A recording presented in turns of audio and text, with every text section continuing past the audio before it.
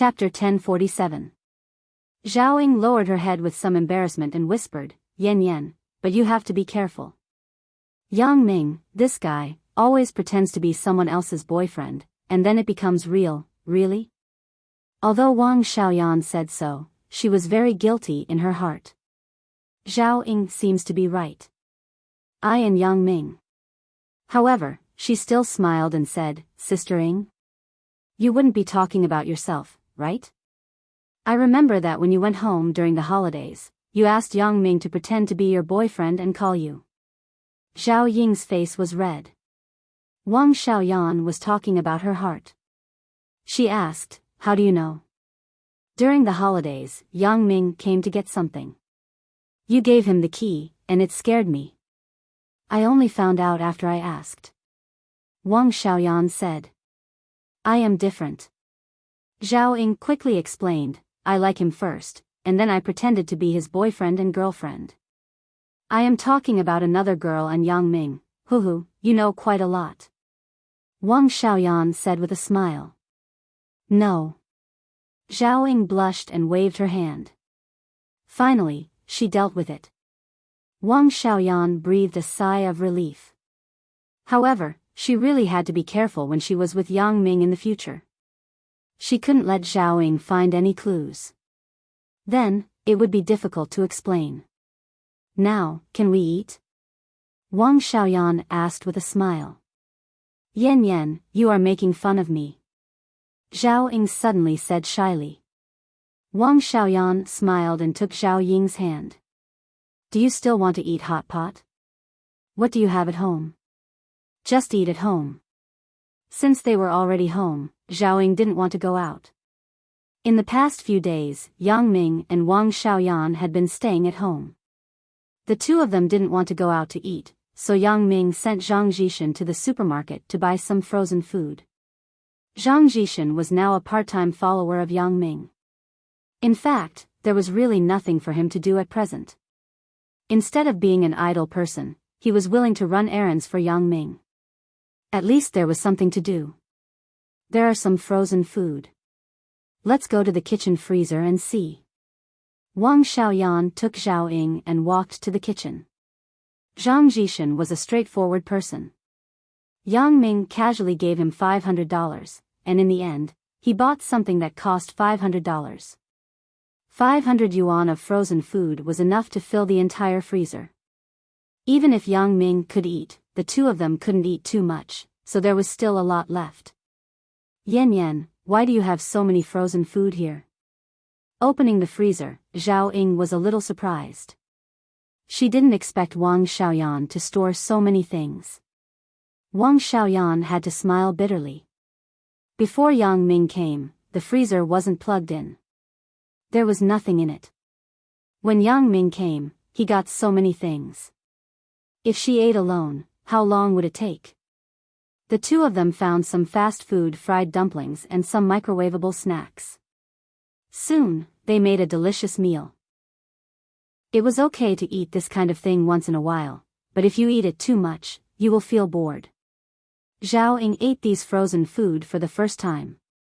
She thought it was good, but Wang Xiaoyan had been eating it for several days. She wanted to ask Zhao Ying to improve the meal today, but she didn't expect to eat these things in the end. The two of them seemed to have returned to the days when they rented a house and lived together. Every day, after Wang Xiaoyan finished school and Zhao Ying got off work, the two of them sat around the table and ate some simple meals. Thinking back, it was particularly warm. Although Wang Xiaoyan didn't think it was very delicious, she still ate a lot with Zhao Ying. The two of them ate a lot. They sat on the sofa and talked about the past. Yan, I still remember that when Yang Ming came to our house for the first time, this guy rushed into the bathroom. You were still taking a shower. I was shocked at that time. Zhao Ying recalled the past and suddenly felt a little funny. You still dare to say that? I thought it was you. As a result, when I opened the bathroom door, a strange man was peeing there. I was scared to death. Wang Xiaoyan thought of the past and felt that it was a little funny. At that time, she didn't know Yang Ming, but she had the heart to kill Yang Ming. But now that she thought about it, she felt that it was nothing. You were in a daze. You took a shower at home, but you didn't know to lock the bathroom door. This gave Yang Ming an opportunity. Zhao Ying laughed and scolded. How would I know that a man could suddenly come to the house? Wang Xiaoyan said very wrongly, Sister Ying, you brought a man to the house, and you still scold me? Okay, that time it was my fault. Zhao Ying said, but the second time, you opened the door with a small singlet. You can't blame me, right? You were the one who was careless and let Yang Ming see everything. Wang Xiaoyan listened and thought, yes, he saw everything. He saw everything for a while, but she couldn't say, I was about to fall asleep at that time. When you came back, I opened the door. How would I know that Yang Ming also followed? Right, when you mentioned taking a shower, I just remembered. I just moved here, and the natural gas hasn't been turned on yet. I can't take a hot shower. I haven't taken a shower for a few days. I'll take a shower here. Zhao Ying said. Okay, there is a shower room and a bathtub in the bathroom upstairs. You can go up and take a shower yourself. Wang Xiaoyan pointed in the direction of the upstairs and said, there are new towels and pajamas in the cabinet. Sister Ying, you can take them yourself. Okay. Zhao Ying nodded and didn't be polite with Wang Xiaoyan. When the two people shared a house, they shared a bathroom and shower room, so no one would dislike the other. Zhao Ying went upstairs, and Wang Xiaoyan turned on the TV. Then she took out her mobile phone and sent a message to Yang Ming. Sister Ying seems to have found something. She saw that when we left together that day, you entered my house. But I lied to her that I was looking for you to pretend to be my boyfriend to anger my family. You can't expose it. On the way back, Yang Ming's mobile phone rang with a text message. When he was waiting for the signal, he picked it up and looked at it. He was suddenly shocked. No wonder I just felt that Zhao Ying was strange. It turned out to be like this. But fortunately, little girl Wang was smarter. She deceived Zhao Ying. It's just that I'm a professional and pretending to be a boyfriend too often. One after another, it was continuous. Afraid that the message would be seen by others, Yang Ming directly pressed the delete button after reading it. As he was about to turn off the mobile phone, he found that there was a draft text message in the short message box. It was the one that he had failed to send before. He opened it and looked at it. It was actually a message sent to Zhao Ying on Valentine's Day. Yang Ming suddenly felt very bad. Motherfucker, this wonderful message actually didn't get sent. However, there were too many people sending messages on Valentine's Day. Some base stations would be overloaded. It was not uncommon for the message to fail to send. However, even if Yang Ming found it now, he couldn't send it again. Valentine's Day had passed half a month ago. He had to delete it together. It just so happened that the signal light also turned green. Yang Ming put the gear in the D gear. Just as he was about to step on the accelerator, the mobile phone rang again. Yang Ming glanced at the number above. It was actually a +001965 number. Yang Ming was somewhat inexplicable. This was obviously not a normal number. Yang Ming had received similar calls before, but when he picked them up, they were all scammers who notified him that he had won a prize. So, Yang Ming didn't care. He directly pressed the hang-up button and continued to drive. But it didn't take long for this call to come again. Yang Ming couldn't help but admire the patience of this scammer.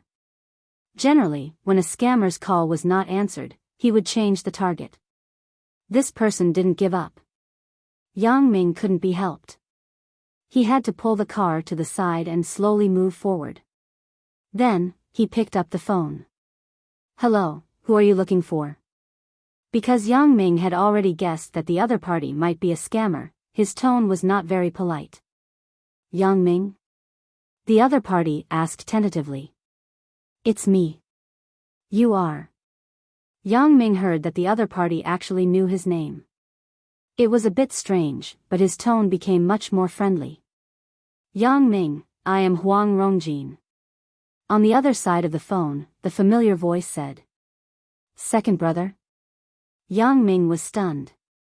He couldn't find Huang Lele a few days ago. It was reasonable to say that he had returned to Songjiang for so many days. Huang Lele should have flown the Donghai route, right? But Huang Lele did not contact him. When Yang Ming contacted Huang Lele's mobile phone was still turned off. Although Yang Ming was a little anxious, there was nothing he could do. When Huang Rongjin called, Yang Ming suddenly remembered that Huang Lele still had such an elder brother. If he wanted to know her whereabouts, he could ask Huang Rongjin. Yang Ming, where are you? Huang Rongjin asked anxiously. I am in Songjiang. What's wrong, brother Huang?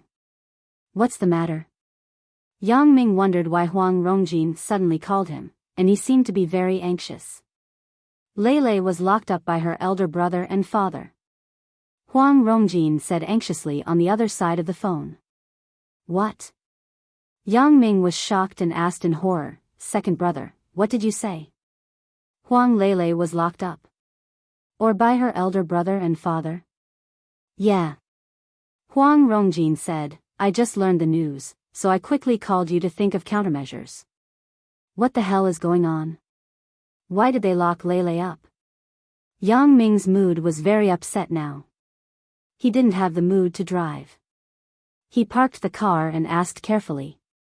A while ago, after you left from Macau, I also went to Hong Kong to participate in a collector's exhibition. When I returned to Macau, I found that Lele was not in Macau. Huang Rongjin said, I was worried about where Lele went, then I received a call from my elder brother. He said that something happened at home and asked me to go back immediately. When I went back, I found out that Lele had already returned, and she was put under house arrest by her father and elder brother. Chapter 1048. Second brother, be specific. Why did they put Lele under house arrest? Yang Ming frowned. Although this was Huang Lele's family matter, and the people who put Huang Lele under house arrest were also her relatives, Huang Lele was Yang Ming's woman. She was treated like this for no reason. Yang Ming was naturally very angry. If Lele was really treated unfairly, Yang Ming would still teach them a lesson regardless of who they were. Things are like this. After I returned home, I learned that there was a break in the capital chain of the family's company. I don't know much about business matters. In short, the family business is now very difficult. If we can't get through this difficulty, we may go bankrupt. Huang Rongjin explained, specifically, it might be a project in Africa. Because of the problems with the local interim government, it was overthrown. Now that the new regime is established, the previous contract signed with the previous interim government is not recognized by them anymore. Our family's first batch of investment has been invested. Now we are in a dilemma. If we continue, we have to re-sign a contract with the new regime and pay some relevant fees again. If we don't do it, the previous investment will be in vain. However, this project has cost too much money before. The family really doesn't have extra money to pay the contract fees of the new government again. What does this have to do with Lele? Yang Ming was inexplicable. The eldest son of the Huang family really dared to play. Africa was a place where ordinary businessmen could play. Without any background, they dared to go there to make money. They were simply overestimating themselves. Those who were able to gain a foothold in that small country were generally groups of armed forces. No matter how the interim government was changed, they could not afford to offend these people. And if they wanted to be in power smoothly, they would need the support of these groups of forces. However, pure businessmen like the Huang family were the targets of these provisional governments to amass money. Father wanted to let Lele marry someone to get financial support. Huang Rongjin said, but Lele was not willing. My eldest brother suggested to father to put Lele under house arrest first, and then work slowly, fuck his mother. Yang Ming cursed after hearing that. He couldn't be blamed for being rude. Anyone who encountered such a thing would be very rude. However, after Yang Ming finished cursing, he immediately felt that something was wrong, so he explained, "I'm sorry, second brother Huang. I'm scolding your elder brother, not you." However, after Yang Ming finished explaining, he found that it was better if he didn't explain. His explanation seemed to be even more inappropriate. What was the difference between scolding boss Huang's mother and scolding second brother Huang? "It's okay, you can scold me." Huang Rongjin didn't feel that there was anything wrong with it. He said something very shocking, "Big brother and I are not born from the same mother. Lei and I are born from the same mother." Bang! Yang Ming was stunned. He thought, "It seems that I scolded right. Fortunately, I didn't say fuck his mother or something like that. Then, would have really scolded Huang Rongjin together." "Yang Ming, I know that Lei likes you, so I called you. You have to find a way to save Lei. Otherwise, if Lei really becomes a victim of a marriage of interest, then she will not be happy for the rest of her life," said Huang Rongjin. "You, a member of the Huang family, have no way. I am thousands of miles away. What can I do?" Yang Ming couldn't help but smile bitterly after listening. He didn't expect that he would encounter this legendary TV drama plot. Judging from the current scale of the Huang family's business, the Huang family had at least a few billion capital, or even tens of billions. Since the Huang family had an economic crisis, the deficit of funds was definitely not a small amount. Yang Ming was really unwilling to get involved in such a thing. Although it was not difficult for Yang Ming to take out the money to fill the deficit for the Huang family, Yang Ming did not have a good impression of the Huang family except for Huang Lei and Huang Rongjin, especially the Huang family's eldest son. He was even more disgusted. "Let me give money to these people?" Yang Ming was really unwilling. But if there was no other way, Yang Ming would still do it for Huang Lei. "Yang Ming, I have a good impression of you. I know that you are a powerful person. I am relieved to entrust Lei to you."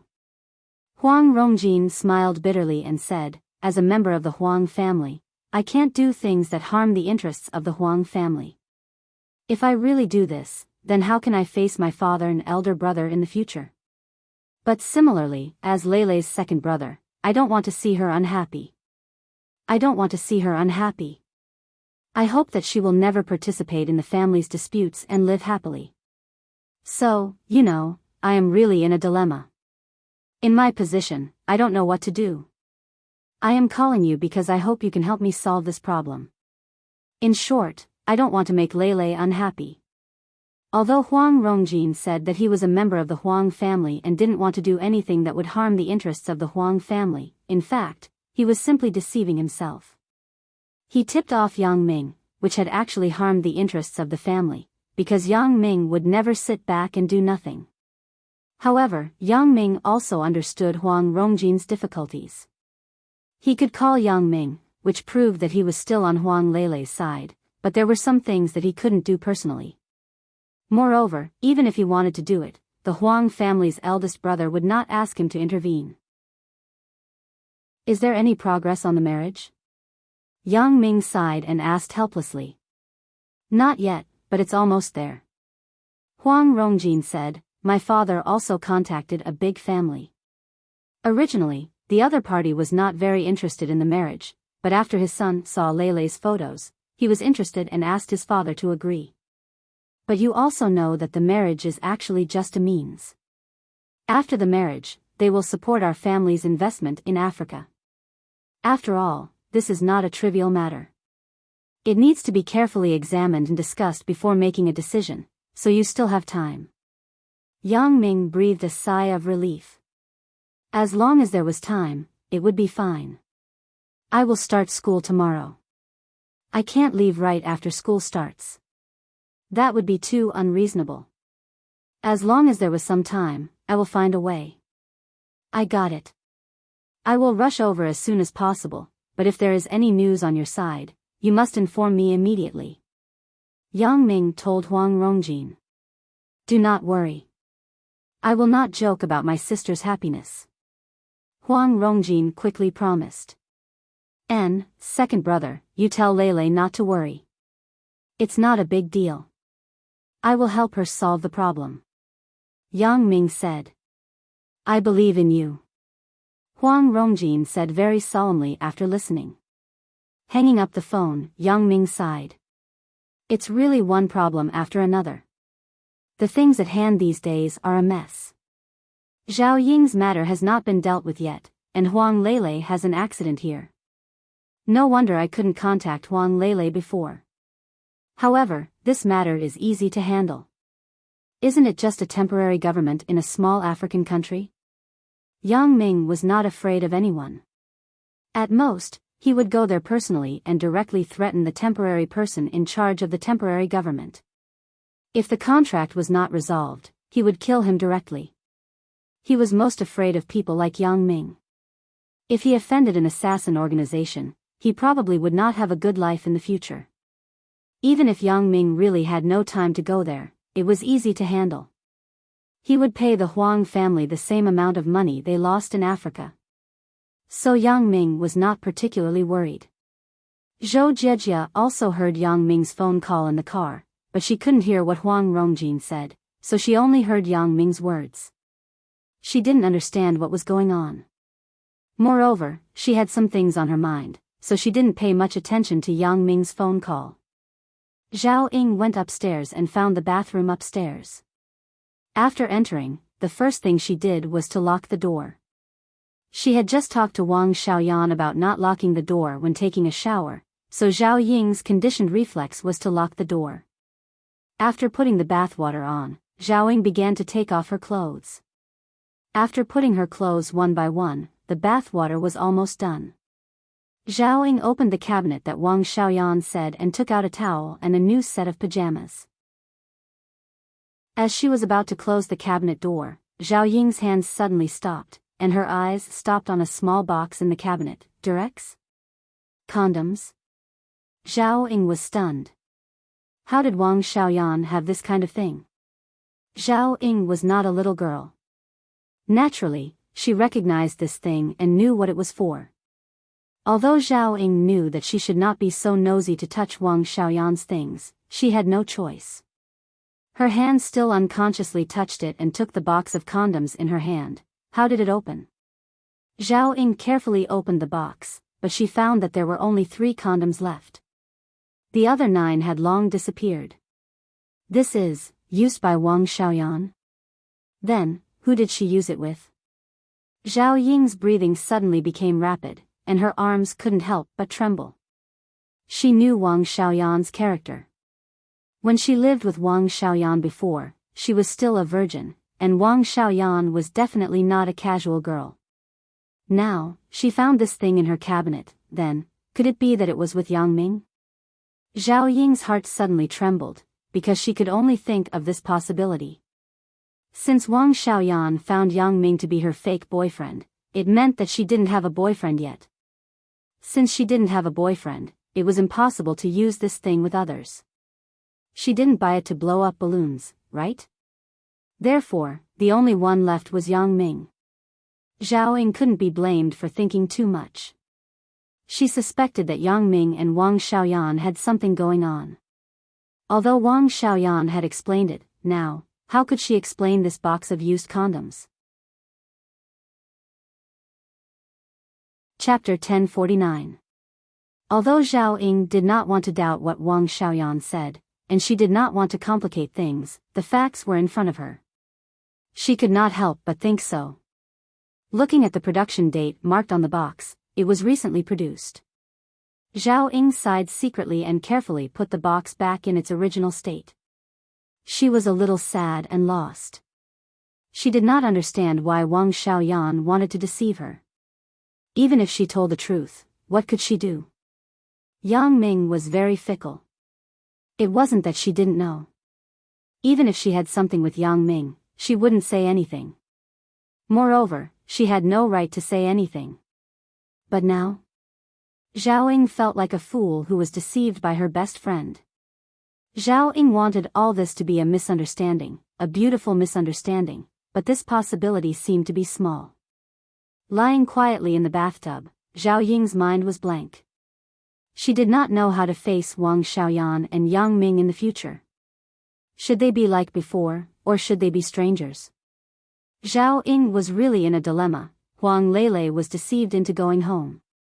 Her elder brother called and just said that her father was looking for her for something, but he did not mention a word about the marriage.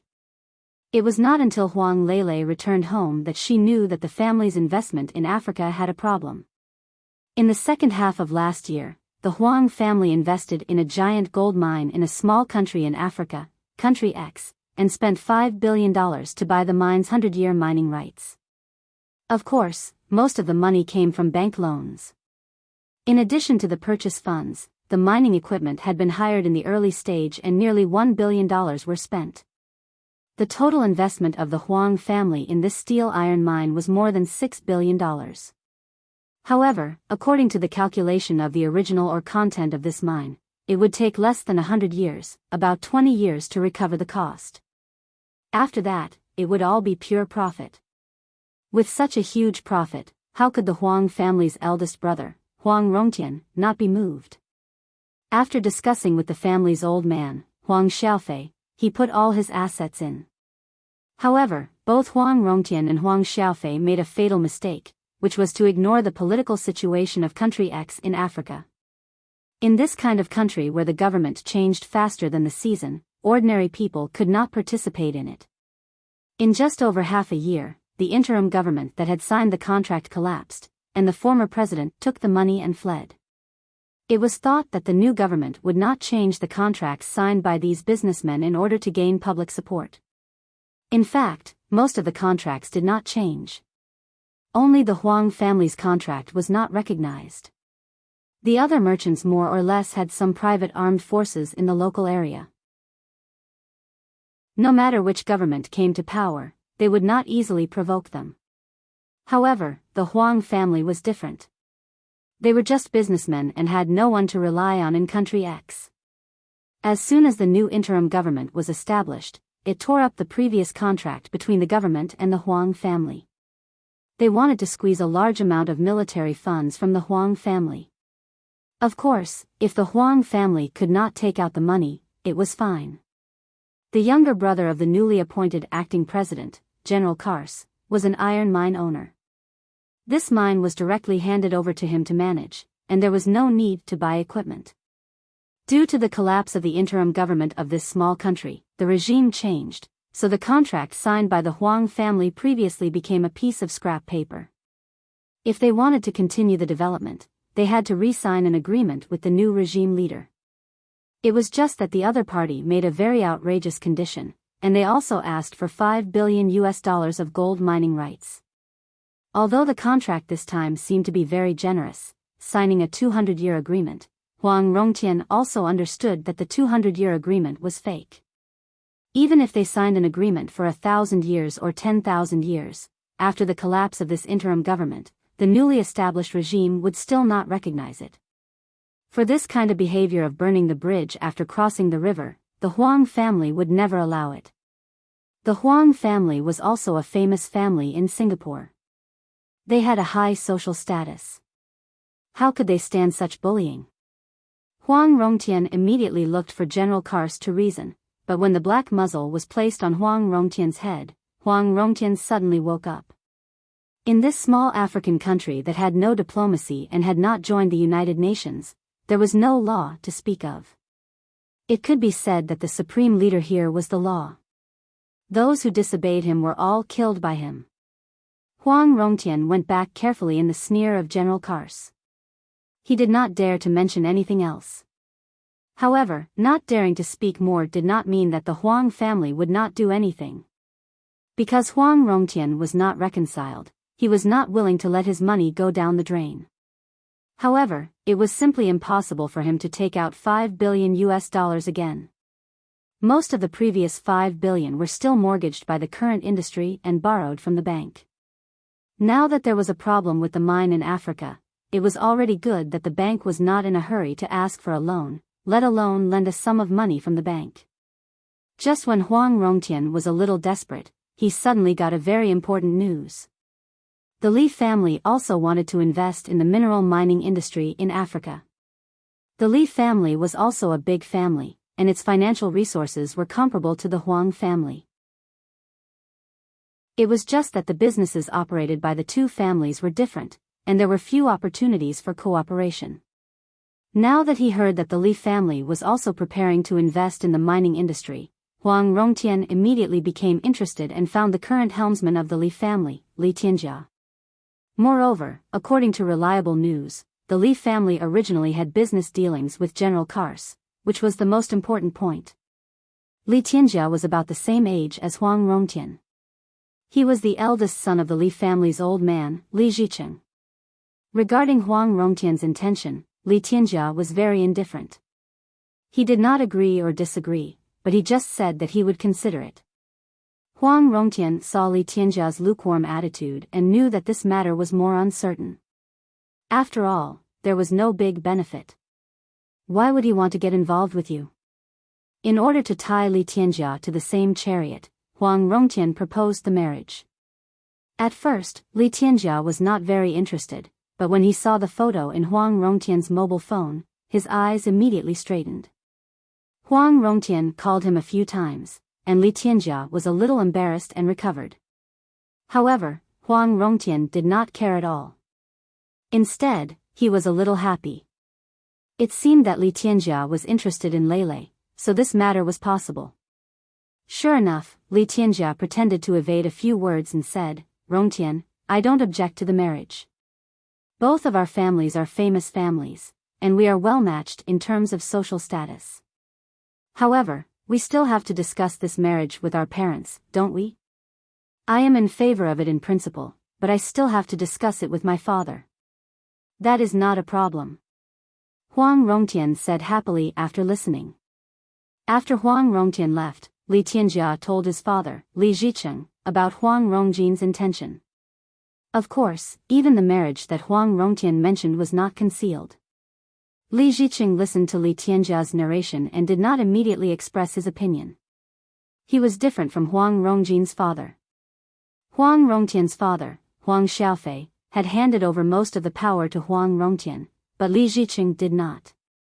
He still held the decision-making power of all major events. "Father, I think this matter is very beneficial to us." Li Tianjia saw that his father did not express his opinion, so he couldn't help but say, "Are you interested in the girl of the Huang family?" Nobody knew his son better than his father. Li Zhicheng saw through his son's mind at a glance. Li Tianjia's face was red. Indeed, as his father said, he really liked Huang Lele. The marriage is a big deal, and the investment in Africa is even more important. Li Zhicheng said slowly, "Although we have cooperated with General Kars, our personal relationship is not very close. Moreover, General Kars is now in power. It is not the same as before. My face may not be useful. It is not easy to find a source of income. It is impossible to give up just because of my words, right?" Li Tianjia nodded silently. Yes, what his father said is indeed true. After all, this is not a trivial matter. If we participate in this matter, there will definitely be benefits, but the key is whether it is cost-effective or not. Li Zhicheng sighed and said, "If it is just cooperation, I may agree, but this marriage. You should be clear that once the marriage is established, then our Li family and the Huang family will be sitting on the same chariot. We will advance and retreat together. At that time, even if we want to get away, we can't." "I understand." Li Tianjia said, "Father, I won't let my imagination run wild anymore. I didn't say that this matter is completely impossible." Li Zhicheng saw his son's appearance and said with some amusement, "Let's do this.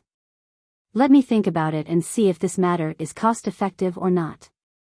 Then, I will find a time to talk to General Kars and see if he can give me face."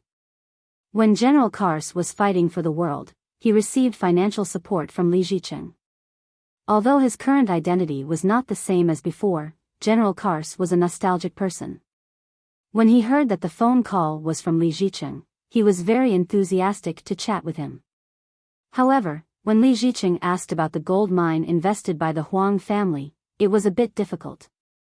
It was reasonable to say that he should give face to Li Zicheng, but if he gave face, then the money would be gone, so he hesitated and said, "Mr. Li, you also know that I just came to power.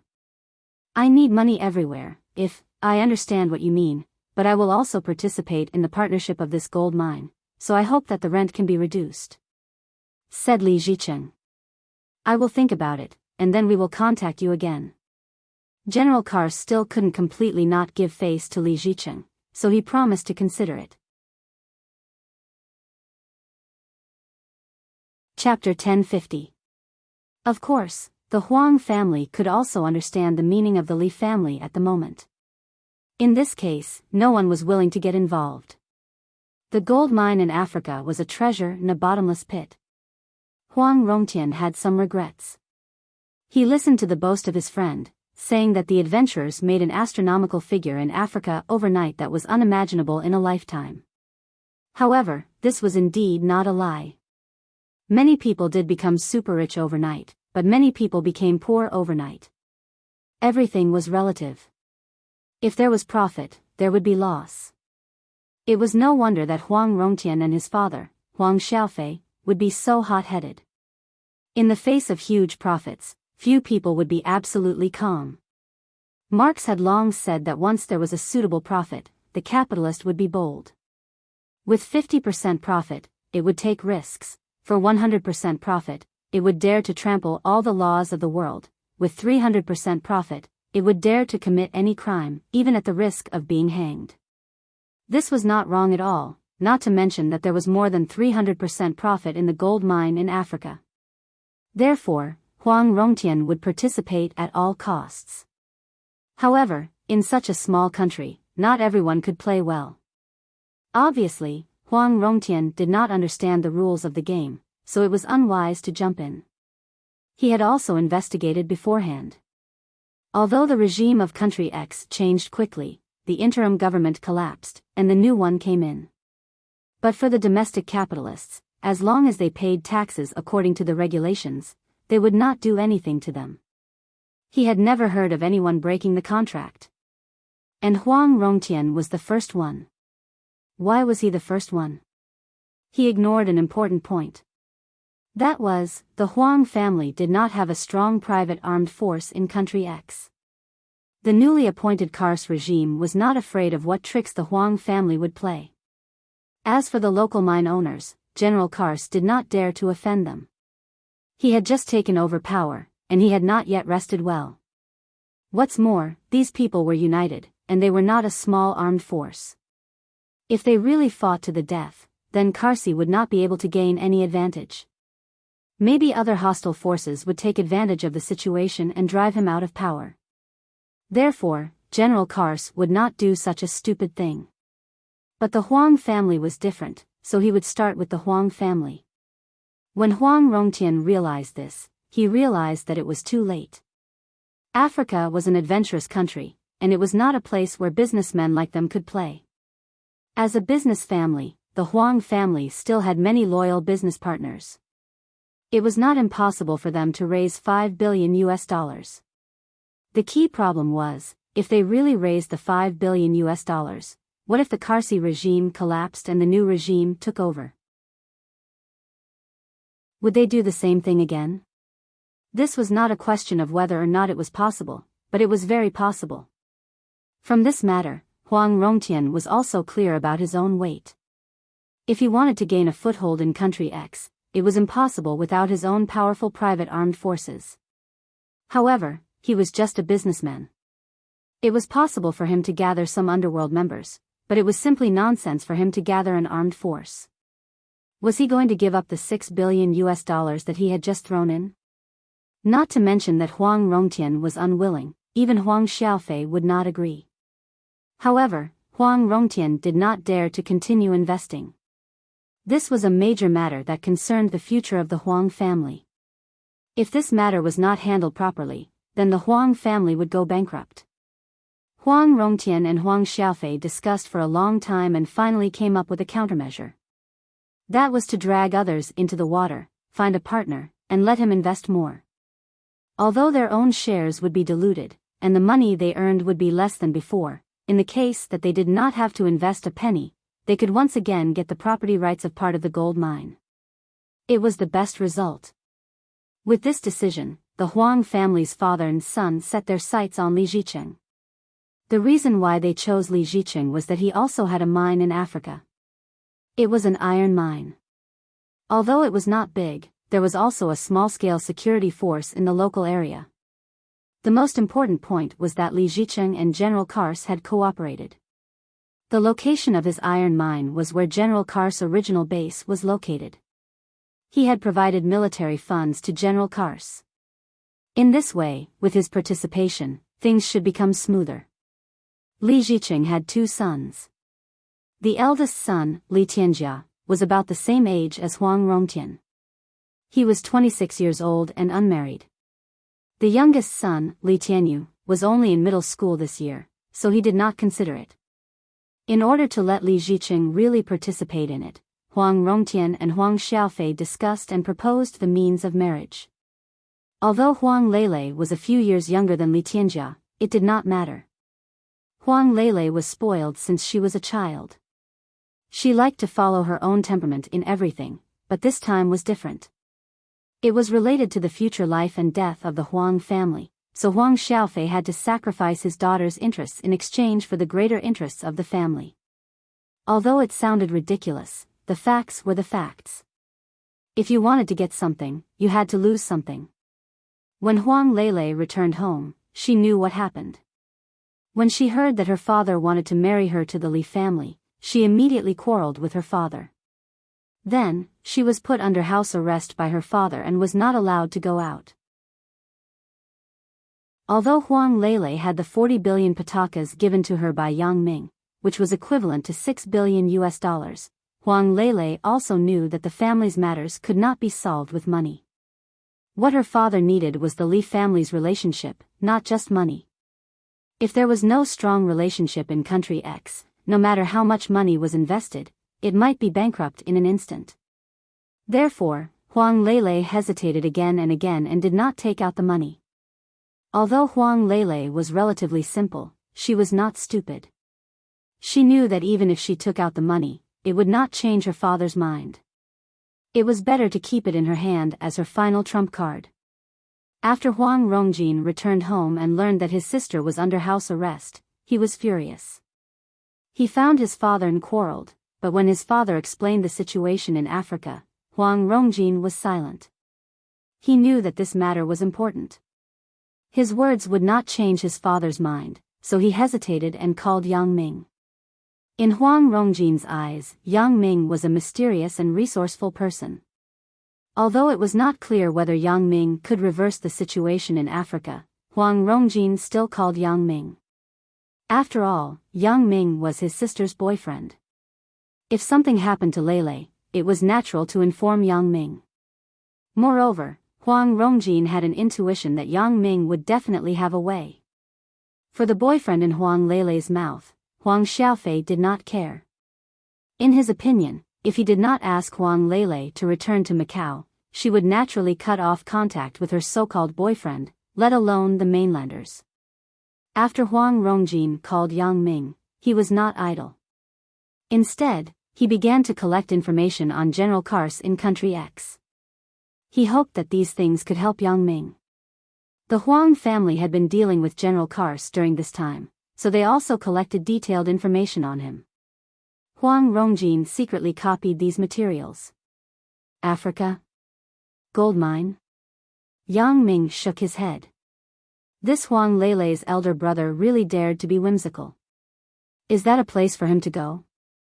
Thinking that he still had a diamond mine in Africa that had not been mined, Yang Ming smiled bitterly.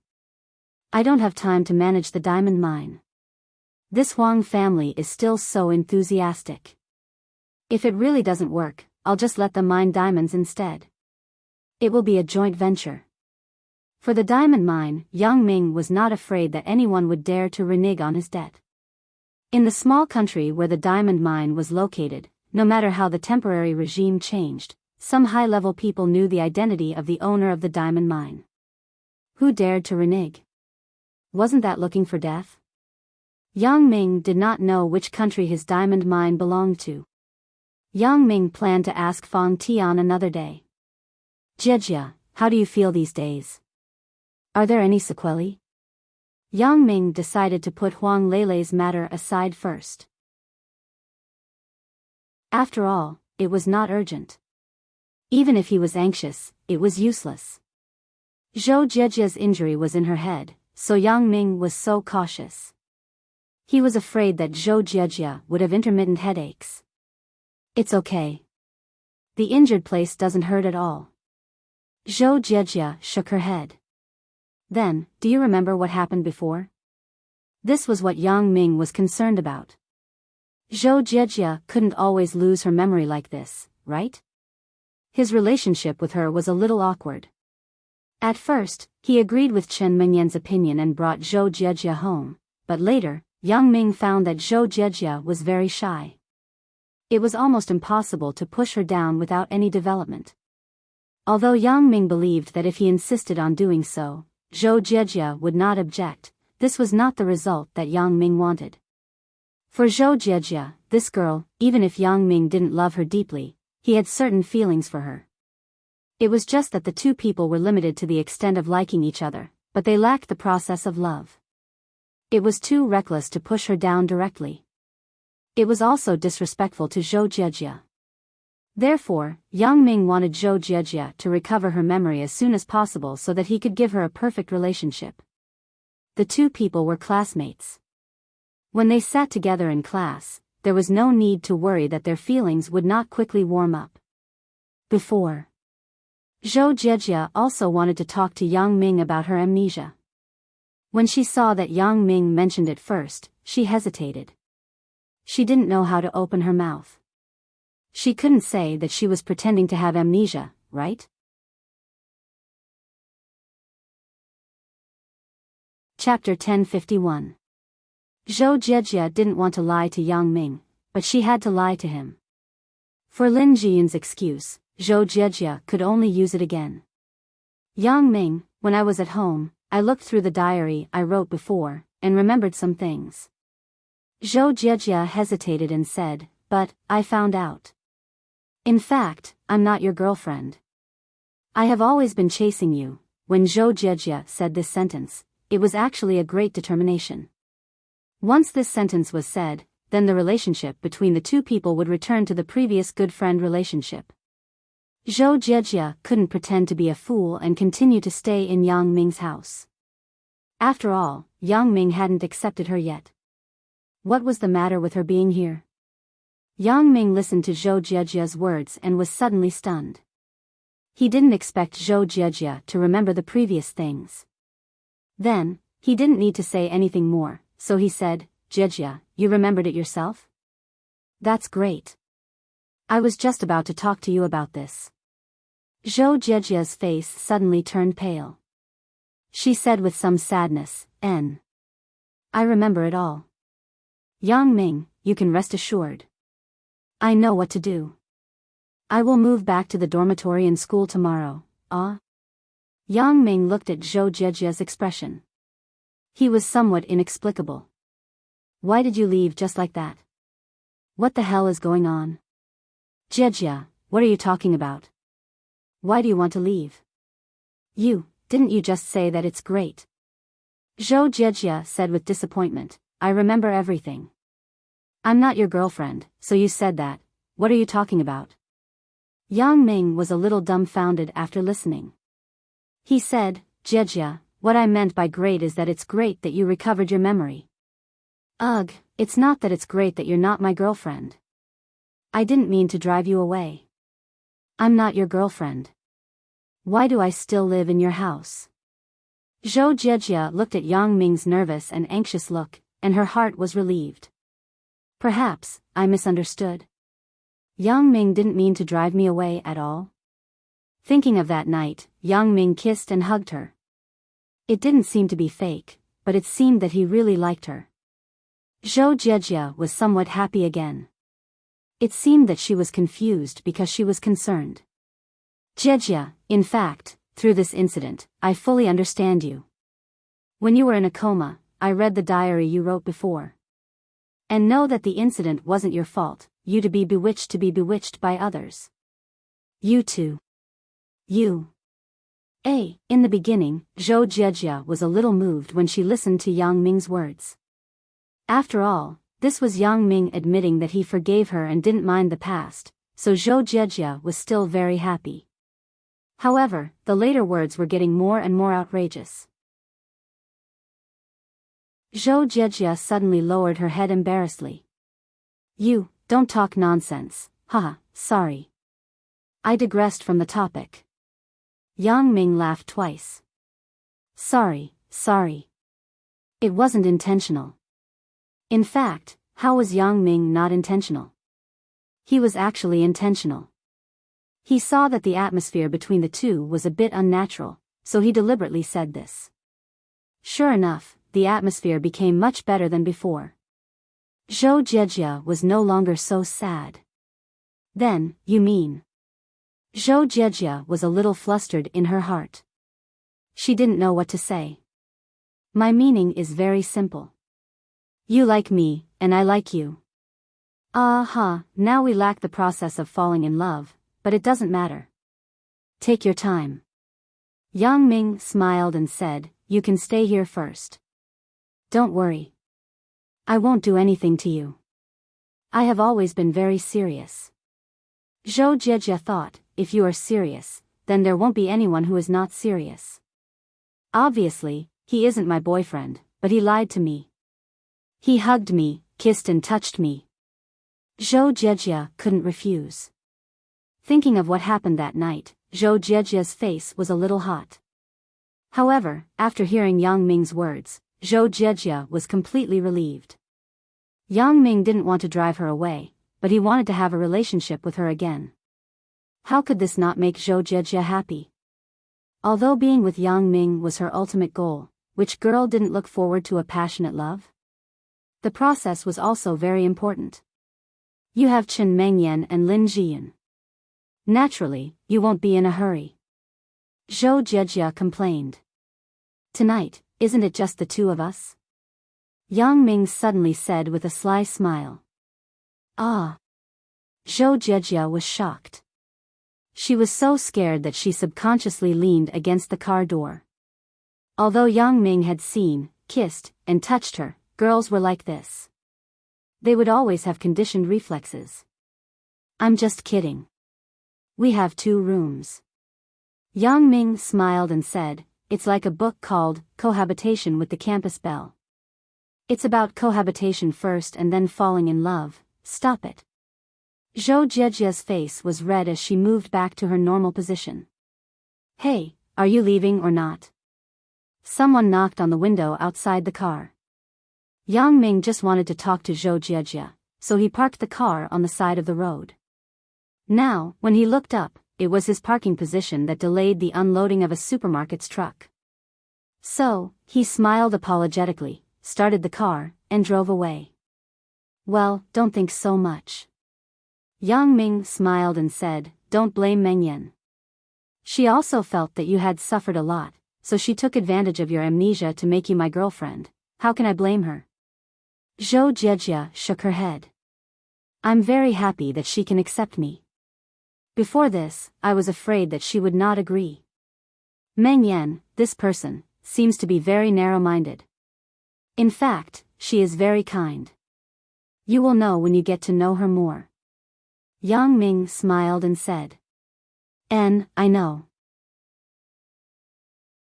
Zhou Jiejia and Chen Mengyan and Lin Jian had slept in the same bed for several days. Naturally, she already understood Chen Mengyan's temper. Right, Yang Ming, I heard from Sister Mengyan that when I was in a coma, Suya came to see me. Is that true? But at that time, I didn't know that she was Suya. I brought her here. Yang Ming said with some emotion, can you imagine? Suya is the big star. Ah. Zhou Jiejia was shocked after listening to Yang Ming's words. She widened her eyes in disbelief. Suya, is Shuya? Is this true? Yang Ming, you won't lie to me, right? Chen Mengyan and Zhou Jiejia only briefly mentioned that Suya went to the hospital to see her, but they didn't say so much in detail. So, Zhou Jiejia didn't know that Suya was Shuya. Now, when she heard Yang Ming say this, she was surprised. Yeah, I was also very puzzled at the time, but this is the case. Yang Ming smiled bitterly. For her matter, wait for her to come back and let her tell you herself. She will be very happy to know that you have woken up. Really? Zhou Jiejia was very concerned about Suya's opinion. When she heard Yang Ming say to her personally that Suya not only forgave her, but also worried about her condition, she was very nervous and excited. Of course, it's true. Why would I lie to you? Yang Ming smiled. Zhou Jiejia sat quietly in the front passenger seat, but it seemed that she had returned to the night after Christmas. Before the class reunion, Zhou Jiejia was also sitting in Yang Ming's car. There were only 2 people. In a sense, this was the second time that Zhou Jiejia sat in Yang Ming's car alone.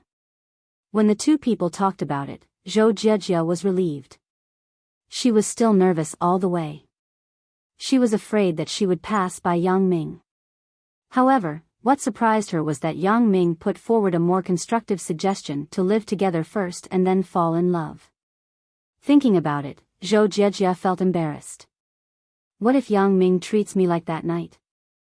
Zhou Jiejia didn't know why she was looking forward to it, but she was also afraid. It's really contradictory. The car drove slowly on the road. It had just snowed, so the cars on the road didn't drive too fast.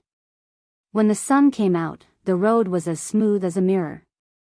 After getting off the viaduct, the speed became unusually slow. When they passed a crossroad, Yang Ming and Zhou Jiejia found that an old lady with a cane was lying on the ground, groaning in pain. Apparently, it was because the road was slippery and she fell. The cars that passed by would go around a big circle to pass by the old lady, for fear that they would be implicated if something went wrong. Why isn't anyone helping her? Zhou Jiejia frowned and said with some confusion, Yang Ming, stop the car. I'll go down and take a look. Yang Ming smiled bitterly and said, do you think others don't want to help her? I'm just afraid that after I help her, not only will she not thank you, but she will blame you and frame you for hitting her. Ah. Zhou Jiejia was stunned and said, it can't be. Is there such a person who would repay kindness with ingratitude? Didn't the newspaper publish a similar thing a while ago? Yang Ming said, a person helped an old lady out of kindness, but the old lady blamed him and even went to court with him. There are such people? Zhou Jiejia was a little indignant and said, but not everyone is like this, right? Of course, not everyone is like this, but who knows if this is the case? Yang Ming shook his head and said, so, when people encounter such things, they will take a detour and try not to get involved with themselves. But, we can't let her lie on the ground like this.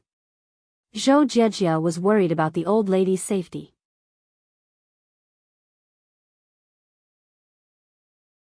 Chapter 1052. It's better to be safe than sorry. Yang Ming smiled helplessly. Let's not talk about other things. Let's talk about a film called The Days of Leaving Lei Feng that was broadcasted on TV. The driver who accidentally reversed the car and hit the pole, killing Lei Feng. After he changed his job, he drove to save an old man, but the old man's child blamed him for it. What was more annoying was that the old man's child actually said that he even dared to hit Lei Feng. Who else wouldn't he dare to hit? He really had a hard time. Zhou Jiejia nodded silently. She didn't know if she should get out of the car. While she was hesitating, she saw a girl walking quickly in the direction of the old man. Song Yu? Yang Ming and Zhou Jiejia recognized the girl at the same time. The girl was Yang Ming and Zhou Jiejia's college classmate. Song Yu was the class monitor of Yang Ming's class. She once participated in public welfare activities to promote civility with Yang Ming. She is going to help the old man. Zhou Jiejia sighed and said with some embarrassment, I'm also the class monitor, but you don't have to feel sorry for yourself. If I didn't say a few more words, you would be the one helping the others now. Yang Ming comforted her. Yeah, I remembered it when you said it. I have to use my mobile phone to record the process of Song Yu saving the old man. You are right. It's better to be safe than sorry. If the old man finds trouble with Song Yu in the future, I can provide evidence. As Zhou Jiejie said this, she took out her mobile phone and ran out of the car. Yang Ming listened to Zhou Jiejie's words and nodded secretly. This girl isn't simple. She knows how to leave evidence for everything. Chen Fei didn't misjudge her when he asked her to help solve Wang Shifan's case. Nowadays, mobile phones were equipped with a camera function. It could easily have a few million pixels. Although it was different from professional camera equipment, it was more than enough to record some ordinary videos. Zhou Jiejie turned the mobile phone to the camera function and then stood aside. From the moment Song Yu ran over to the entire process of saving the old man, Zhou Jiejie completely filmed it. If this old man really wanted to frame Song Yu in the future, then with this video, they wouldn't be able to frame Song Yu. Therefore, after listening to Yang Ming's words, Zhou Jiejie recorded the entire video just in case. When the old woman said thank you, Song Yu helped her get into a taxi and disappeared from sight. Zhou Jiejie got in the car and saved the video in her mobile phone. She said, I saw that the old woman thanked Song Yu. She shouldn't be that kind of person, right? Human nature is hard to predict. Yang Ming waved his hand. This little episode passed just like that. The two of them didn't pay much attention to it. After the old man left, the road became clear. Soon, they arrived at the Huashang district where Yang Ming lived. Zhao Ying didn't know how she took a shower. She dried the water droplets on her body and put on her pajamas in a daze. She went out of the bathroom and stood at the top of the stairs. The cold air outside made her wake up a little. Everything was just her own guess. Zhao Ying had no evidence. Besides, condoms didn't have to be used for that. Zhao Ying once read an electronic magazine that said that condoms could be used to repair computer optical drives as a replacement for belts. Of course, the probability of this was very small. Zhao Ying knew that Wang Xiaoyan was not a computer expert. It was impossible for her to repair optical drives. However, perhaps there were other uses for them. Zhao Ying didn't want to think about it and didn't dare to think about it. She needed to be calm, absolutely calm. She had to re-examine her attitude toward Yang Ming. Were these things really important to her? Even if Yang Ming and Wang Xiaoyan were really together, would it affect her? Zhao Ying had to think about it carefully and find time to seriously consider it. But now, she had to pretend that nothing had happened. She didn't want to question Wang Xiaoyan, and there was no need for that. Wang Xiaoyan naturally had her reasons for not telling her. Zhao Ying didn't want to make the relationship between the two sisters too stiff, so it was better to be a little confused now. Downstairs, Zhao Ying tried to make her expression look more natural. However, Wang Xiaoyan still found that Zhao Ying's smile was a little unnatural. Sister Ying, what's wrong with you? Why are you smiling so strangely? Wang Xiaoyan didn't think much of it. She just felt that Zhao Ying's smile was indescribably strange, more like there was a conspiracy. It's nothing. Maybe it's because I've been in the shower for too long. My facial muscles are a little stiff. Zhao Ying shook her head and said with a smile.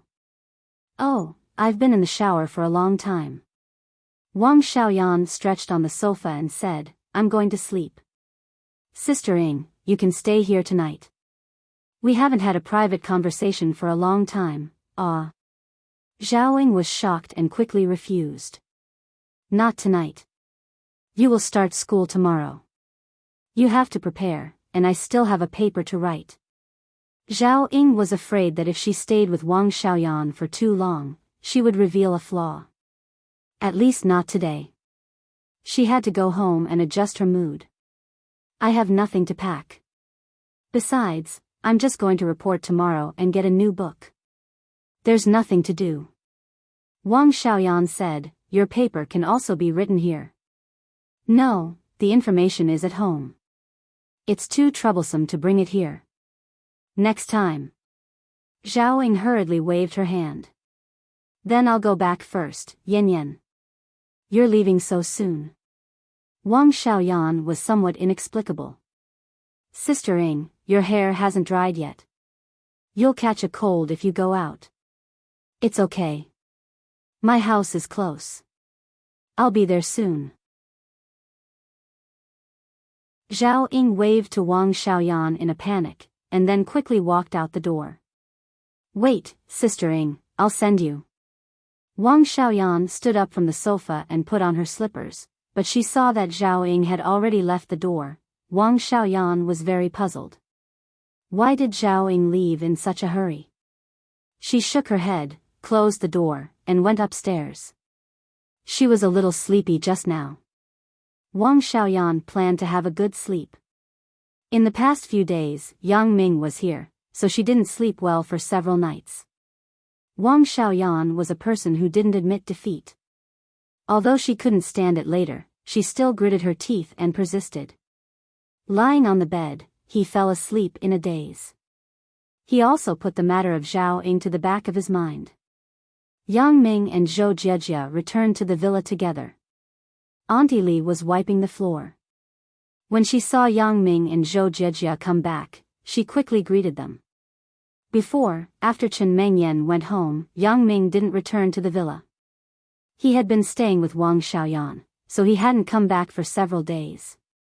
Zhou Jiejia went upstairs to prepare the things to bring for tomorrow's school start, and Yang Ming was called by Auntie Li. What's the matter, Auntie Li? Auntie Li, asked Yang Ming. It's like this. Auntie Li told Yang Ming about the strange behavior of Zhao Ying waiting for him here all night. Although Auntie Li didn't know why Zhao Ying was looking for Yang Ming, she wanted to call Yang Ming, but she didn't let her. When she saw Yang Ming, she still told the whole story to Yang Ming. Yang Ming had learned from Wang Xiaoyan that Zhao Ying was aware of it. He didn't expect that Zhao Ying had been waiting for him here all night. Yang Ming regretted it secretly. No wonder Zhao Ying didn't contact me these days. Did she think that my memory tree would disappear after I sent it out? I didn't expect that Zhao Ying came to find me, and I missed it. Moreover, I hurt Zhao Ying's heart. Thinking of this, Yang Ming was secretly ashamed. It seems that I really have to restrain myself in the future. Now, Zhao Ying is angry with me. It seems that I have to find a time to enlighten her. Fortunately, Wang Xiaoyan had already explained to Zhao Ying that he was just Wang Xiaoyan's fake boyfriend. He hoped that Zhao Ying would believe this reason. It wasn't that Yang Ming didn't want to tell Zhao Ying about his relationship with Wang Xiaoyan, but the relationship between him and Wang Xiaoyan was a bit complicated. It couldn't be explained in a few words, and this relationship wasn't suitable to be publicized. If it was passed to Chen Mengyan's ears, it would be another war. With Wang Xiaoyan's temper, would she be willing to suffer? Maybe something would happen. I got it, Auntie Li, don't mention this to others. Yang Ming instructed. Yang Ming was afraid that other girls would hear it and create more problems. Okay, Mr. Yang. I understand. Auntie Li nodded. She also knew that the owner of this house was Yang Ming. As a nanny, naturally, she was only responsible for Yang Ming. In fact, the reason why she waited for Zhou Jiejia to go upstairs before telling Yang Ming about Zhao Ying was because of this reason. Auntie Li did a good job on this point. She was a competent nanny. Although Zhou Jiejia decided to live in Yang Ming's house, she must leave a set of luggage in the school's dormitory. This was only a place to stay on the weekend. She still had to stay in the dormitory most of the time. Yang Ming was the same. He couldn't live here every day. It was okay to occasionally come here to be intimate with Chen Mengyan and Lin Jiyun, but if he lived together blatantly, his parents wouldn't agree. However, Yang Ming's dormitory belonged to the level of a luxury apartment. There was no shortage of things, and he didn't have to worry about losing things during the holidays. Therefore, there were basic necessities. Yang Ming didn't need to bring anything. In the blink of an eye, it was dinner time. Yang Ming and Zhou Jiejia had a dinner that was only for the two of them. It was very warm. Zhou Jiejia also adapted to this kind of life, but she was somewhat disappointed. In the future, there should be few opportunities for the two of us to be alone together, right? Why not? Yang Ming smiled after listening. In the 4 years of university, we will be desk mates. You are superior to Chen Mengyan. At that time, you will be envied by others. Zhou Jiejia thought about it and agreed. Indeed, she would be desk mates with Yang Ming every day. She was looking forward to it.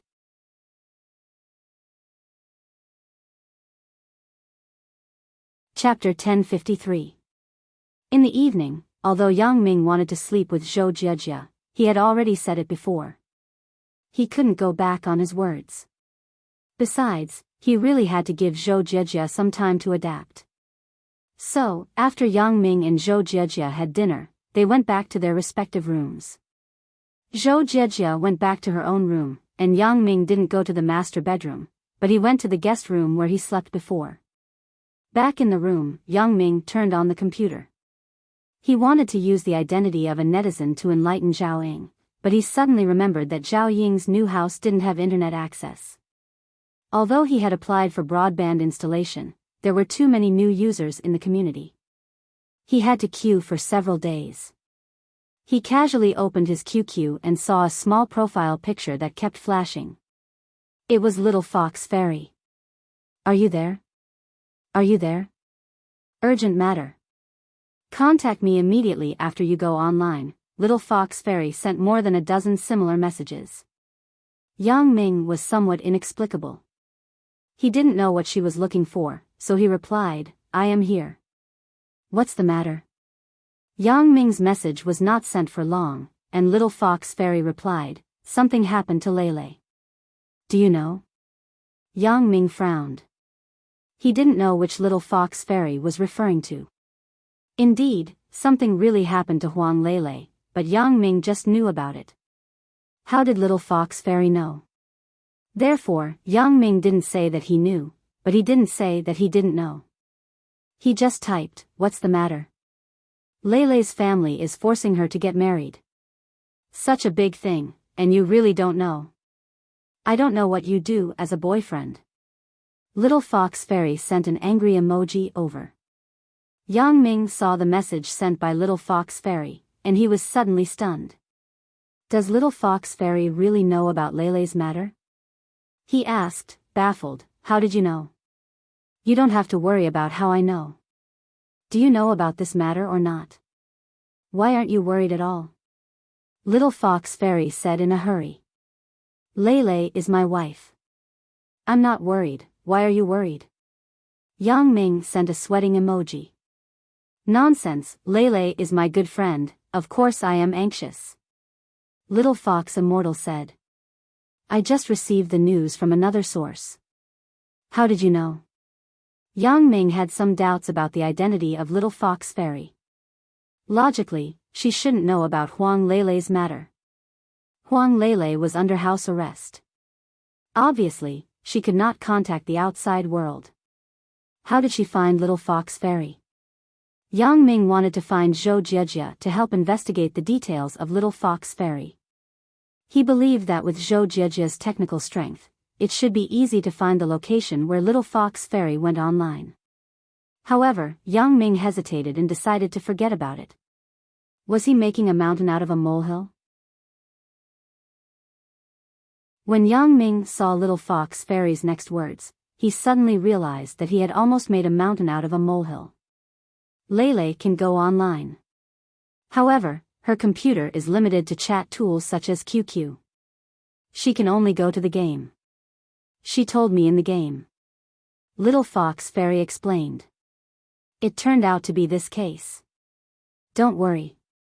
I already know about this. Yang Ming said. What's the use of knowing? You have to find a way to solve it.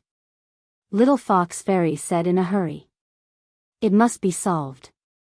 I am more anxious than you, but how can it be so easy to go abroad? There must be a time. Yang Ming said. Oh, Hee, I am anxious. Then you are busy. I won't bother you during this time. When Lele is fine, you can leave me a message to tell me that you are safe. Little Fox Fairy was surprisingly well behaved today. She didn't pester Yang Ming to play the game. Sure. Yang Ming saw that Little Fox Fairy really cared about Lele and also regarded Lele as a good friend. Yang Ming was also very happy and was more polite to her. How can ordinary netizens worry about these things for others? It seems that Lele is also a fool's blessing. She has a friend who is willing to worry about her. Well, I am going offline. I have been waiting for you until very late every day for a few days. As a result, you are only online today.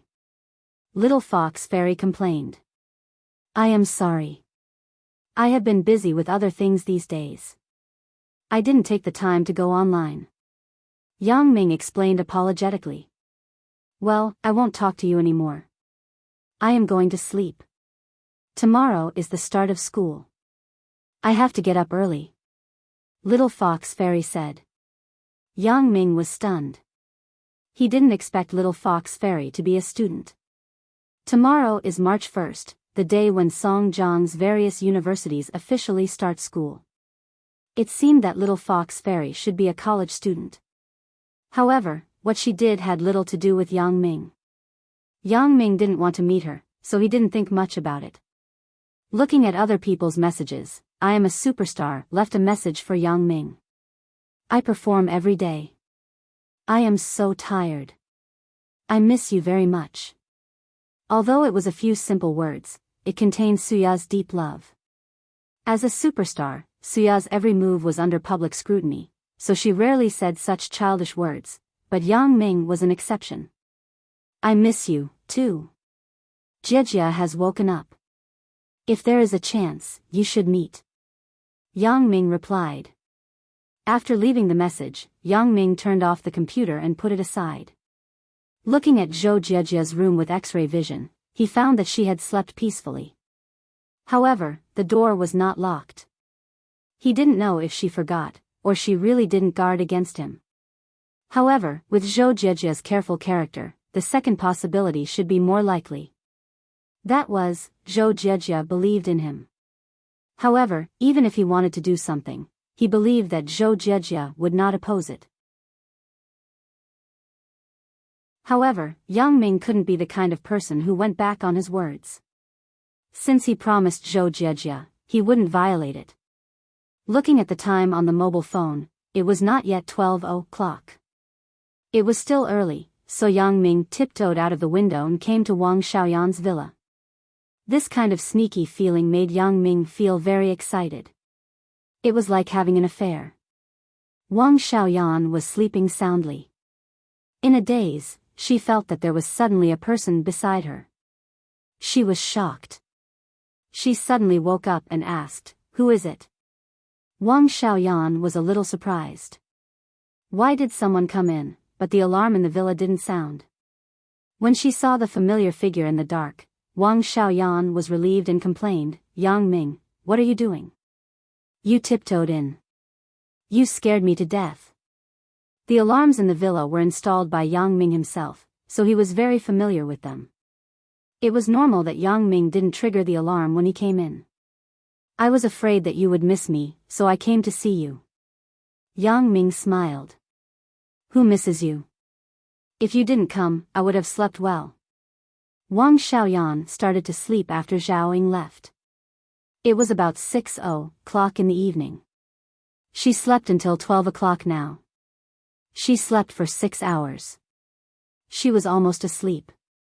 Yang Ming smiled and climbed into Wang Xiaoyan's bed. Wang Xiaoyan didn't refuse. After all, she also knew that there weren't many opportunities for her to be alone with Yang Ming. It was even more so after school started, Yang Ming touched the bedside table and suddenly said, "Where are the condoms? Why are they gone? I remember that there are still a few left, right?" These condoms were also bought by Yang Ming and Zhang Zhishan from the supermarket. They bought 2 boxes and used 1 box. There should be a few left in the other box. I was afraid that others would see it, so I put it in the bathroom cabinet. Wang Xiaoyan said lazily, you can go and get it. Which cabinet? Yang Ming asked. Aya, so troublesome. Wang Xiaoyan complained, forget it. I will go and find it. Then she got up and walked out of the room naked. Not long after, Yang Ming heard Wang Xiaoyan scream. He was shocked and quickly asked, Yan Yan, what happened? It's over. It's over. Wang Xiaoyan took the small box and ran back to the bedroom. As she ran, she said, today, Sister Ying took a shower here. The towel and underwear were taken from the cabinet. She wouldn't have found this, right? Yang Ming was stunned, and then he had to smile helplessly. Wang Xiaoyan was really a victim of her own cleverness. She didn't want to be found by others, but she put it in a place where it was easy to be found. He didn't know if Zhao Ying saw it. Yang Ming said, did Sister Ying say anything after that? No, she went home after the shower. I was quite puzzled at the time. Why was she in such a hurry to go back? Did she really see this? Wang Xiaoyan also blushed. Previously, she swore to Zhao Ying that there was nothing between her and Yang Ming. Now, people found evidence. Who knows? Yang Ming sighed. Forget it. Don't think so much. She will know about us sooner or later. You mean the assassin group? Wang Xiaoyan was stunned and looked at Yang Ming suspiciously. Well, there will be a day when our identities will be made public to them. Yang Ming said, but not now. Early the next morning, at dawn, Yang Ming went back to his villa. Zhao Ying's matter made him a little upset. If Zhao Ying didn't see it, it would be easy to handle. If she did see it, it was useless for him to explain. It was better to keep silent. However, all this could only wait until Zhao Ying could go online. He could slowly ask as a netizen. At that time, he would look at the situation and make plans. Originally, Yang Ming wanted to take Chen Mengyan and Lin Jian to school together, but both of them disagreed. They said that it would attract too much attention. After all, it was in school. Yang Ming, a boy, was pulling a car full of girls. It would not be good if others saw it. Yang Ming thought about it. Chen Mengyan also made sense. Even if he didn't care, he couldn't let Chen Mengyan and the others be criticized by others. However, it was difficult to take the bus in the morning commute, and it was difficult to call for a taxi. Yang Ming simply chose a compromise, which was to take Chen Mengyan and Lin Jian to the villa. Several people set off separately from the villa to school.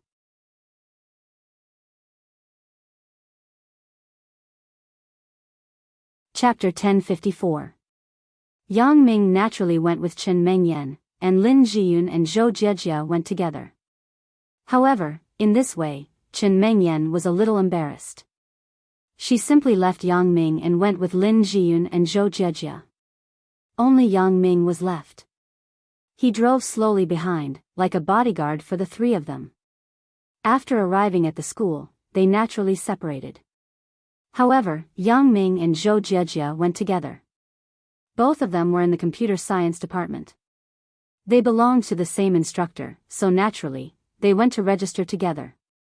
Walking on the road of the school, they found that in the cold winter, many people were standing in groups in the wind. They were not afraid of the invasion of the cold. After taking a closer look, they realized that various clubs were recruiting. According to the school's regulations, freshmen were in the adaptation stage in the first semester. They were not allowed to join various clubs. In the second semester, after everyone was familiar with the school's system and rules, they could freely join clubs. In fact, this was also to prevent students from being fooled by the propaganda of some clubs when they just entered the first year of college. They would casually join a club and then leave the club. It would become very chaotic and not conducive to the management of the student union and the committee. Therefore, there was such a rule. In the first semester of college, everyone was basically familiar with the various club organizations in the school, so it was easy to join them directly. However, even so, in order to recruit more people, some clubs set up a publicity registration point in the school on the first day of the second semester to win people's hearts. Students, you are in the computer science department. We are in the computer science club. Join our club. A man and a woman wearing the Songjiang University uniform came over. They held a stack of flyers in their hands and handed one to Yang Ming and Zhou Jiejie. How do you know that we are in the computer science department? Zhou Jiejie asked the boy who handed her the flyer. This is the computer science teaching building. You are walking in this direction. You must be here to report to the computer science department. The boy stared at Zhou Jiejie. His eyes were shining. Over the years, there was a lack of girls in the science and engineering department, let alone beautiful women. A once-in-a-lifetime beauty like Zhou Jiejie was simply something that could only be encountered by chance. How could a boy's eyes not light up? If Zhou Jiejie were to join the club, wouldn't the others be envious of him, a great contributor? As a result, they started to put in extra effort in recommending him. However, the image of the girl who handed the flyers to Yang Ming was not very good, but there were too many monks and too little porridge. She was the only girl in the club, so she was assigned the job of distributing the flyers. It was better to have something than nothing. Like the computer science department, which was seriously lacking in girls, a single girl could attract a lot of werewolves. When the girls saw that Yang Ming was tall, big, and manly, she felt some admiration for him. He was not like the other people in the club who were either four-eyed or as skinny as firewood. So that's the case. You are quite observant. Zhou Jiejie nodded and smiled. She had always been very interested in computing, so she asked, "What is the main purpose of your club?" Seeing that Zhou Jiejie seemed to be interested, the boy was overjoyed and quickly took the two to the temporary club registration office not far away. The temporary registration office was a temporary office consisting of a few tables and a windshield. At the registration office, there were already several students inquiring. Several members of the computer science club who were responsible for explaining were working hard to explain the purpose of the club and the benefits of joining the club to these inquiring students. Our club has reached an agreement with some well-known software companies to help them complete some projects in their spare time. We will get a lot of remuneration. For most students, money was the most attractive. After all, the ultimate purpose of going to university was to make money. Instead of making money after graduation, it was better to make a little money now and accumulate some experience so that they could find a job. Therefore, the promoters of these clubs caught the weakness of the hearts of these students and tempted them to take the bait. However, it couldn't be considered a scam. The computer science club did undertake some small software development, but the basic remuneration was within a few thousand yuan and 10,000 yuan. When it was distributed to a person, it was only a few hundred yuan. Sometimes it would take a semester of work. However, it was better than nothing. There were already many students who began to be active mentally. They picked up the pen and began to fill in the form. President, both of them are freshman computer science students. They are interested in our club. The boy who was responsible for the leaflet brought Yang Ming and Zhou Jiejie to the registration office and said to the guy who talked the most. The one who talked the most was the president of the computer science club, Li Buliang. When Li Buliang heard that there were new students who wanted to join, he quickly drank a mouthful of water and looked up. When he saw Zhou Jiejie, his eyes suddenly lit up. Although Li Buliang already had a girlfriend, he still instinctively swallowed when he saw a beauty. This was a femme fatale. If she was recruited into the computer science club, then he didn't need to advertise himself. Wouldn't those hairy boys rush to join?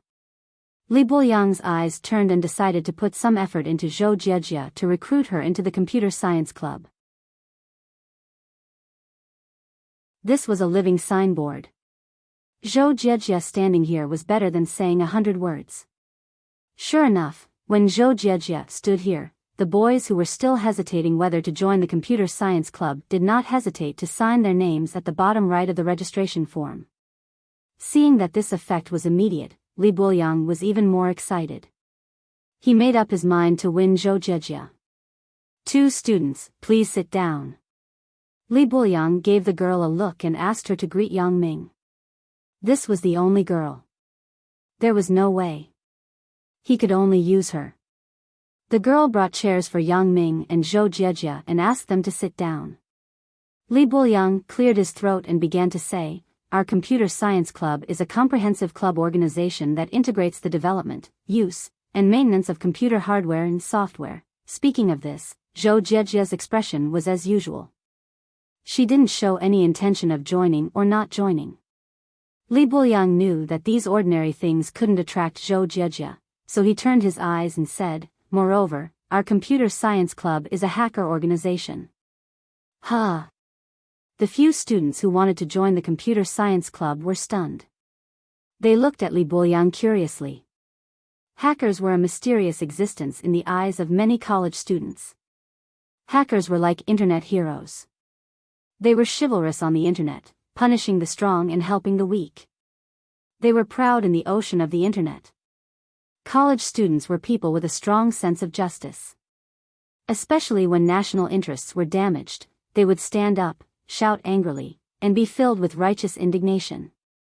At this time, if they saw a hacker organization that hacked the websites of hostile forces that harmed national interests and hung the national flag, they would be excited and excited. When they heard Li Buliang say that the school's computer science club was actually a hacker organization, how could they not be interested? One by one, they widened their eyes and waited for Li Buliang to continue speaking.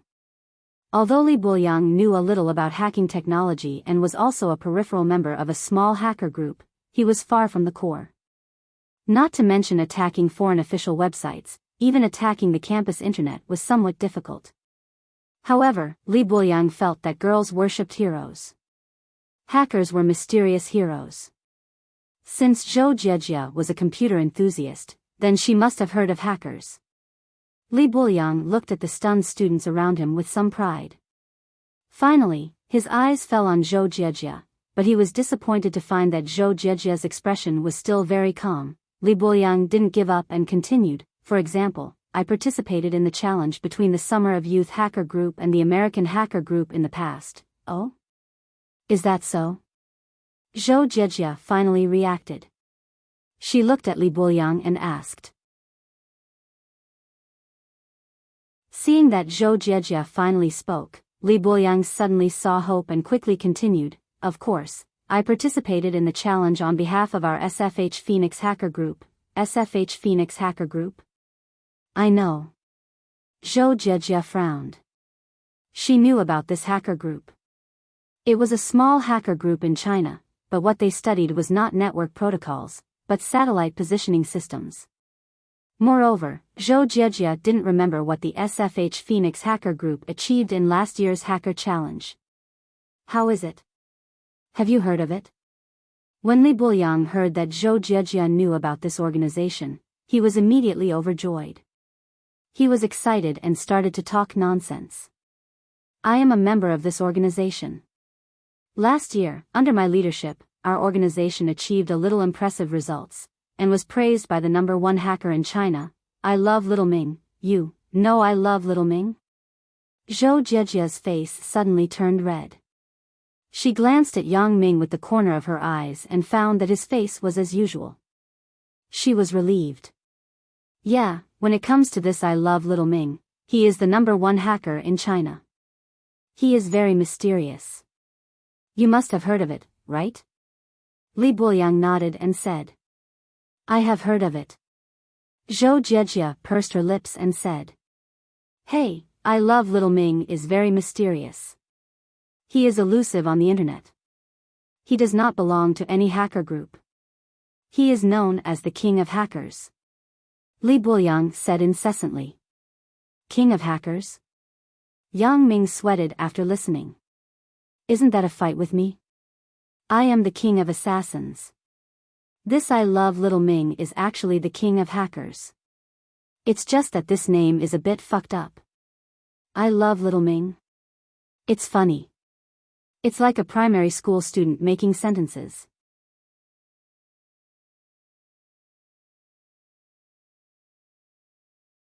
Chapter 1055. The king of hackers. The students standing on the side all showed an expression of amazement. The king of hackers was an ultimate mysterious existence.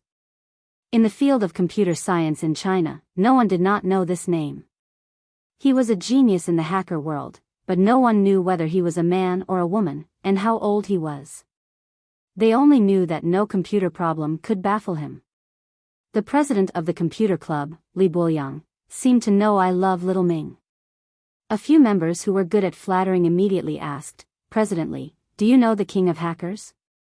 Li Buoyang looked around, then lowered his voice and said, let me tell you. Don't spread it out. I am actually the apprentice of the king of hackers. The kind of disciple that enters the door. Hey! Everyone was shocked. So badass. Just a so-so. Li Buoyang said with some pride. How old is the king of hackers? Someone asked curiously. The king of hackers, oh, about the same age as us. Li Buoyang immediately realized that he was exaggerating. If these people kept asking about the king of hackers, how was he supposed to answer them? So he quickly said, I can't talk about the king of hackers casually. Next, I will tell you about his heroic deeds. Okay. These people standing here were more or less computer fans, so they were particularly interested in hacking. They were all in a serious state of listening. You guys know, right? In 1998, there was an extremely awesome virus called CIH that broke out all over the world. A normal virus only destroys the system's software. As long as there is no important data, the problem can be solved by reinstalling the system. But this CIH is different. It is the first virus in the world that can destroy computer hardware. It can destroy the motherboard by rewriting the BIOS information, causing the motherboard to stop working. Li Buoyang said in high spirits, although it is possible to repair the failed motherboard by disassembling the computer and rewriting the BIOS chip with a programmer, this is a chip-level repair plan. It is not suitable for ordinary computer users. Therefore, when this virus broke out, computer users in the world fell into panic. At this time, a hero suddenly appeared. On a virus professional forum, he suddenly anonymously announced a special killing tool that could completely kill the CIH virus. This was faster than those antivirus manufacturers. It was because he announced the virus's characteristic code that the CIH virus was quickly recognized by people and was immunized and prevented on a large scale. Most of the people present had heard of this shocking virus, but they didn't know what this had to do with the king of hackers. One person couldn't help but ask, President, you mean that the anonymous hero is the king of hackers? Yes. This was also known to everyone a long time after the incident. Li Buoyang nodded proudly as if he knew the big inside story. He continued to say to the crowd, this matter has been going on for a few years until the internet became popular. The name of the king of hackers on the internet resounded throughout the country. One day, a computer enthusiast had nothing to do. He decompiled the virus-killing tool released by the anonymous user and found that there was a ++ mark at the end of the code. ++. Isn't the king of hackers called I love Xiaoming? What does it have to do with ++? Many people showed puzzled expressions. Could it be a symbol written by someone else casually? No. No. No. Li Buoyang waved his hand with an unfathomable look and said, of course, it wasn't written casually. I love Xiaoming is the ID of the king of hackers, but this ++ symbol is his code name. Looking at the habits of some of the hacking tools he wrote in the future, it can be seen that all the program code, without exception, will have this ++ symbol at the end of the annotation. As Li Buoyang said this, he picked up the pen and wrote 2 + symbols on the paper in front of him. Ah! Everyone opened their mouths in surprise and said in surprise, it turns out to be like this. The king of hackers is really low-key. He didn't even say such a big thing. Of course, the king of hackers is a very low-key person. Besides, his reputation is already loud enough. There is no need to put gold on his face. Li Buoyang nodded and said. Then, has no one decompiled the killing tool before? Some people asked curiously. Of course, someone must have decompiled it. Li Buliang said affirmatively. However, at that time, the king of hackers was not famous. Even if others decompiled it, they wouldn't think much about it. Just like what you said, they would think that it was just a symbol written casually. Yes, 2+ symbols. Who would pay attention to it? Everyone nodded and said yes. Moreover, this king of hackers, every time our national interests are damaged, he will stand up and express our anger in his own way. Li Buliang said, many foreign hostile websites were paralyzed overnight. President, since you are his disciple, you must be very powerful, right? Everyone asked enviously. I just learned some superficial knowledge. There is still a long way to go. There is still a long way to go. Li Buliang didn't dare to continue to brag. If someone found out that he wasn't powerful, wouldn't it be shameful? Zhou Jiejia's eyebrows were full of smiles, which made Li Buliang overjoyed. She quickly said, how is it? The computer club is very powerful, right? Do you want to join? Yang Ming, what do you think? Zhou Jiejia thought about it and turned to ask Yang Ming. I don't know, but I heard the president say that he is the disciple of the king of hackers. He should be very powerful, right? Yang Ming said, it just so happens that I also want to learn some hacking skills. Why don't we join? Okay. Zhou Jiejia didn't care, but since Yang Ming joined, she naturally followed her husband's lead. She nodded and said, we will join. Li Buliang was overjoyed. He quickly handed 2 forms to Yang Ming and Zhou Jiejia, and then told them how to fill it out. Only then did he sigh in relief and drink water. Yang Ming and Zhou Jiejia filled out the forms and handed them to the computer club for review. At this time, a large group of people continued to fill out the forms and prepared to join the computer club. With the beauty effect of Zhou Jiejia, coupled with Li Buliang's speech just now, many people were interested in the computer club. Of course, Li Buliang also knew that his bragging was a bit too much, but it didn't matter. Since he could attract more people to join the club, there was nothing wrong with bragging more. Anyway, his hacking knowledge was quite good. He would show them some basic skills when the time came. After signing up and leaving the contact information, Yang Ming and Zhou Jiejia got up and walked in the direction of the teaching building. It was not far from the time to register, so the two couldn't stay at the registration office. Yang Ming, do you like hacking skills? Zhou Jiejia asked with some joy. Of course, if I am not interested in this, can I apply for the computer science department? Yang Ming smiled and said, right, how can I forget you? I have a computer genius beside me. Why would I join that club?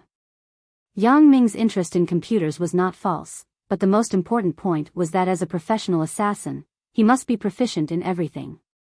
Now that technology was developing rapidly, hacking skills had become a means of war, so Yang Ming must also understand it. Fang Tian was lacking in this regard. He couldn't teach Yang Ming anything, so he could only rely on Yang Ming to explore it himself. Zhou Jiejia listened to Yang Ming's appreciation, and her face suddenly turned red, but her heart was sweet. She hesitated and said, it is also good to join some clubs. At least, it can enrich my life after school. That's right.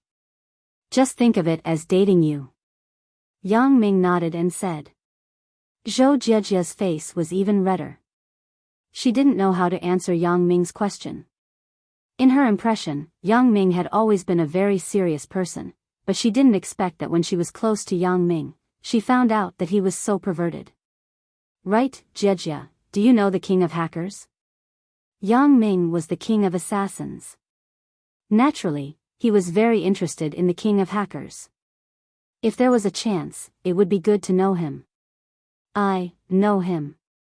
What's wrong? Zhou Jiejia hesitated and asked. Nothing. I just want to know him. Yang Ming smiled and said, are you familiar with him? It's okay. Zhou Jiejia nodded.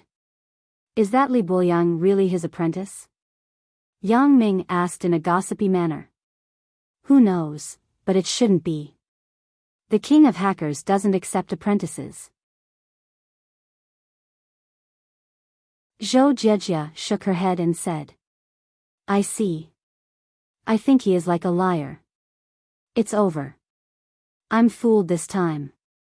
Yang Ming said with a bitter smile. Hee hee.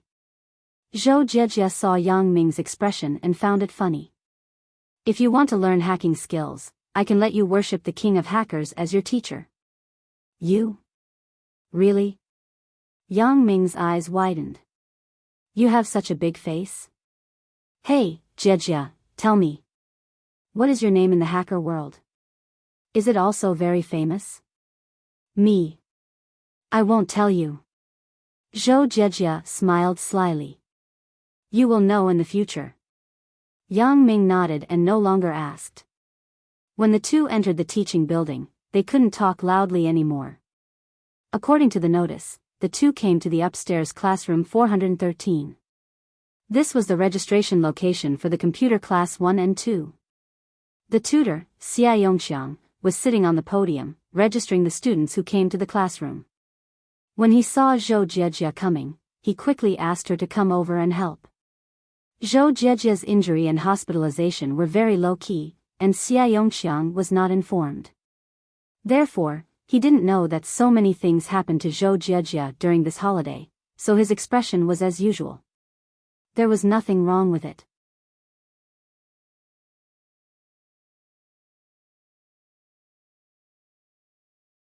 Chapter 1056. Some people came, and some people couldn't come anymore. Wang Jitao was one of them. In the freshmen of Songjiang University, such a person was always missing. What puzzled Yang Ming the most was that Wang Jitao's body was not found, but it was not surprising when he thought about it. The place where Wang Shui killed was relatively far from the shore. If she encountered a shark or something like that, she would directly eat him up until the bones were not left. Yang Ming found a seat and sat down. It was the seat where Yang Ming usually sat. What made Yang Ming surprised was that it didn't take long for Tian Donghua and Wang Shui, the adulterous couple, to walk into the classroom hand in hand. They went straight to Yang Ming and sat directly next to Yang Ming. I say, aren't you going to report to your department? What are you doing in our class? Yang Ming looked at Tian Donghua, who sat next to him, and was a little dumbfounded. I don't care so much. I don't know anyone in that class. Why should I go? Tian Donghua said indifferently, anyway, the counselors in our department know me. They know why I came to this school, so they don't care about me. Yang Ming shook his head and didn't say anything. Tian Donghua, the young master, was paid, so he didn't care much about him. He just let him do whatever he wanted. Wang Shui didn't know that Zhou Jiejia had woken up. When she saw Zhou Jiejia standing at the podium and helping Xia Yongxiang register, she was shocked. Jiejia, you? I'm fine.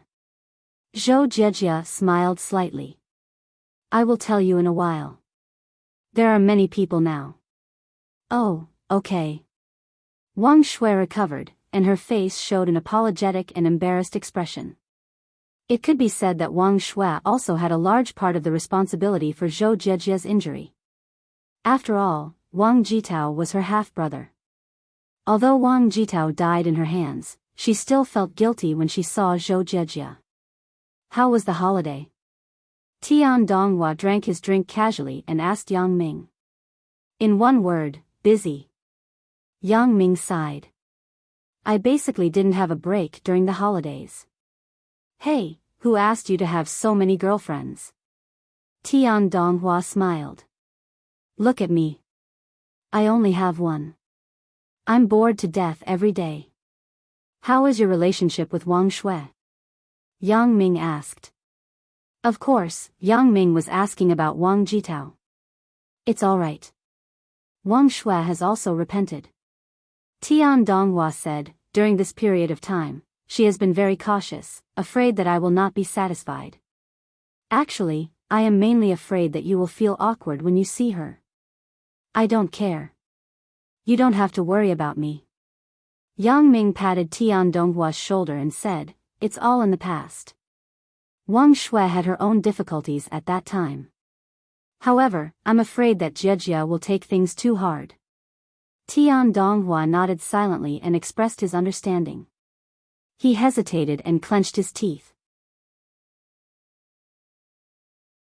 If Zhou Jiejia really doesn't forgive her, then I can only break up with her. It's not that serious.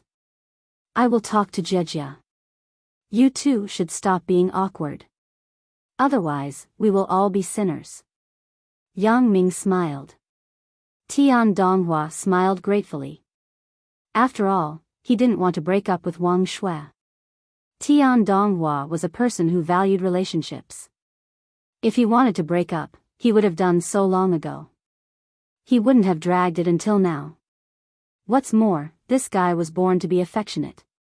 Wasn't the reason why he transferred to school and fought because of girls?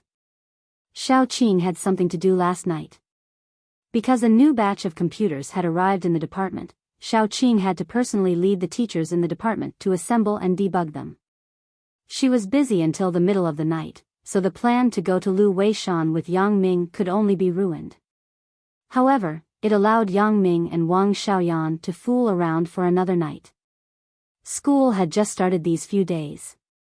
Xiaoqing wasn't sure if she had time, so she could only make an appointment to contact them by phone.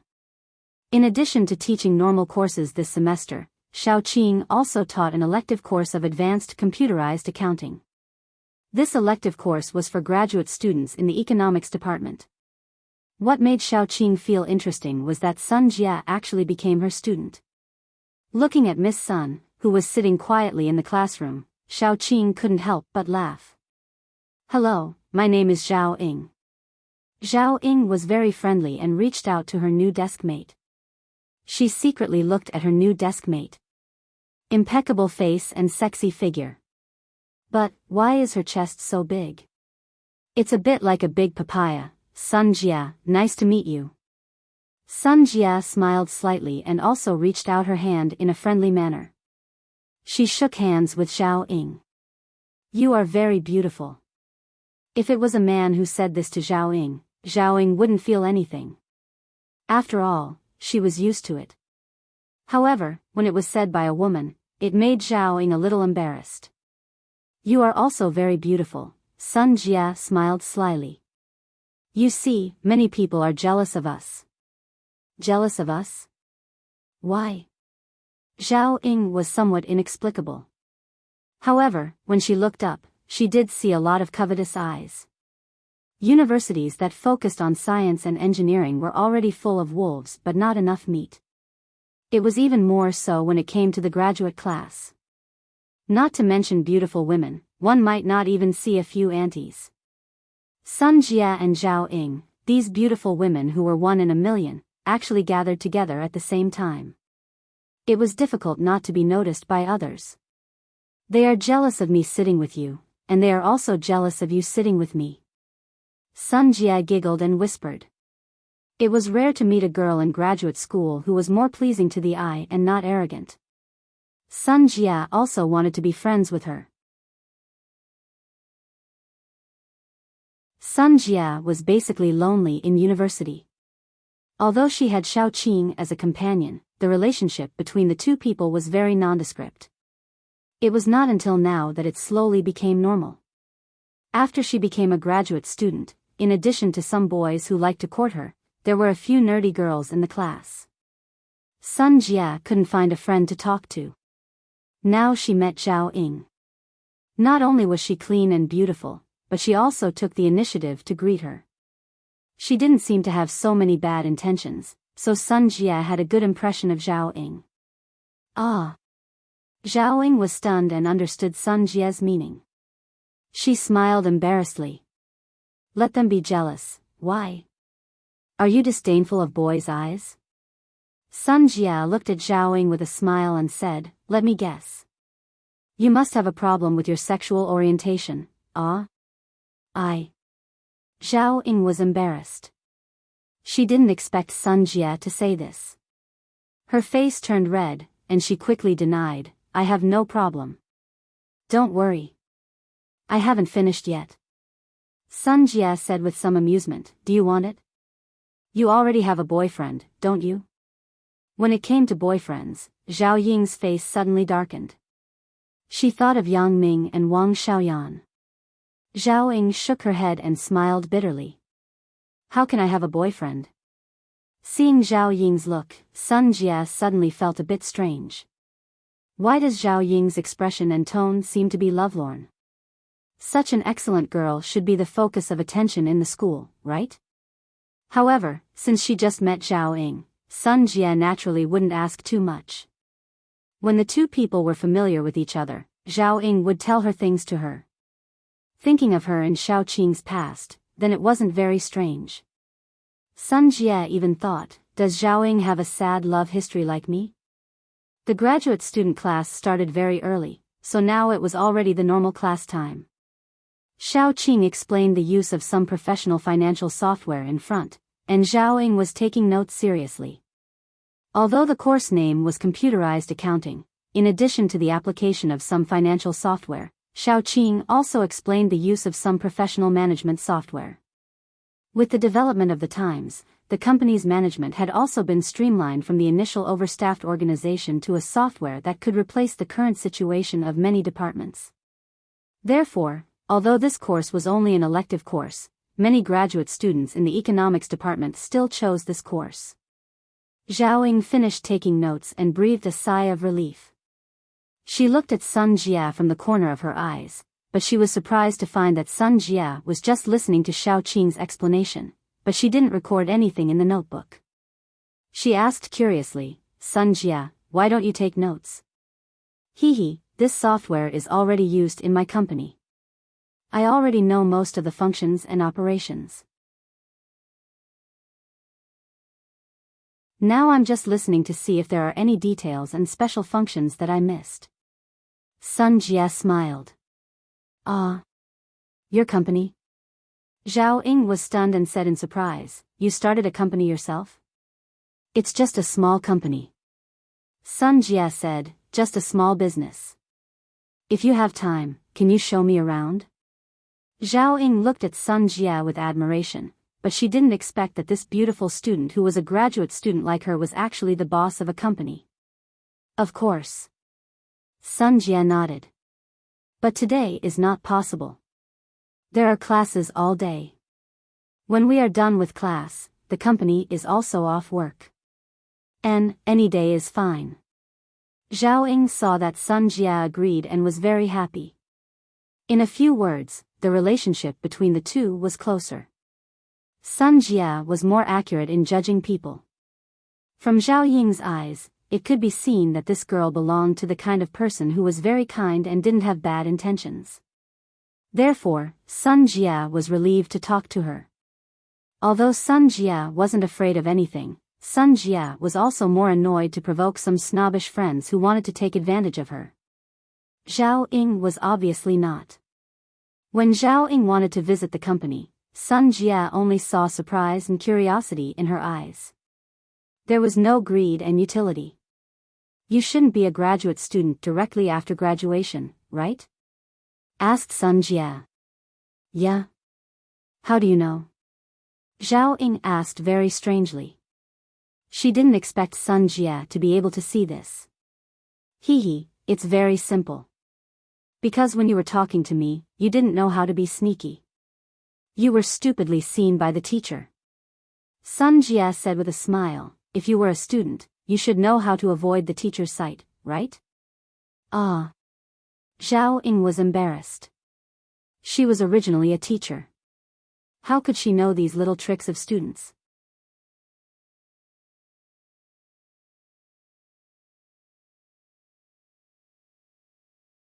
Chapter 1057. Zhao Ying nodded with a blush and said, after I graduated from the normal university, I was a mathematics teacher for 3 years, and then I took the postgraduate exam. No wonder. The teacher will never understand the little tricks of the students. Sun Jie laughed. Xiao Qing didn't notice that there were 2 delinquent students discussing the relationship between the teacher and the student. But even if she knew, she couldn't do anything to Sun Jie. As long as Sun Jie didn't make fun of her, it was already a blessing. Since that time when she fooled around with Yang Ming in the hotel, Sun Jie would always mention this matter inadvertently, making Xiao Qing really ashamed. Although Xiao Qing was not a very traditional person, what she did that day was too ridiculous, especially with the involvement of the seductive Sun Jie. In the end, she didn't know whether she was pushed down by Yang Ming, Sun Jie, or a few people pushed each other. In short, Xiao Qing had never experienced such an absurd night. Every time she thought about it, she felt her face burning.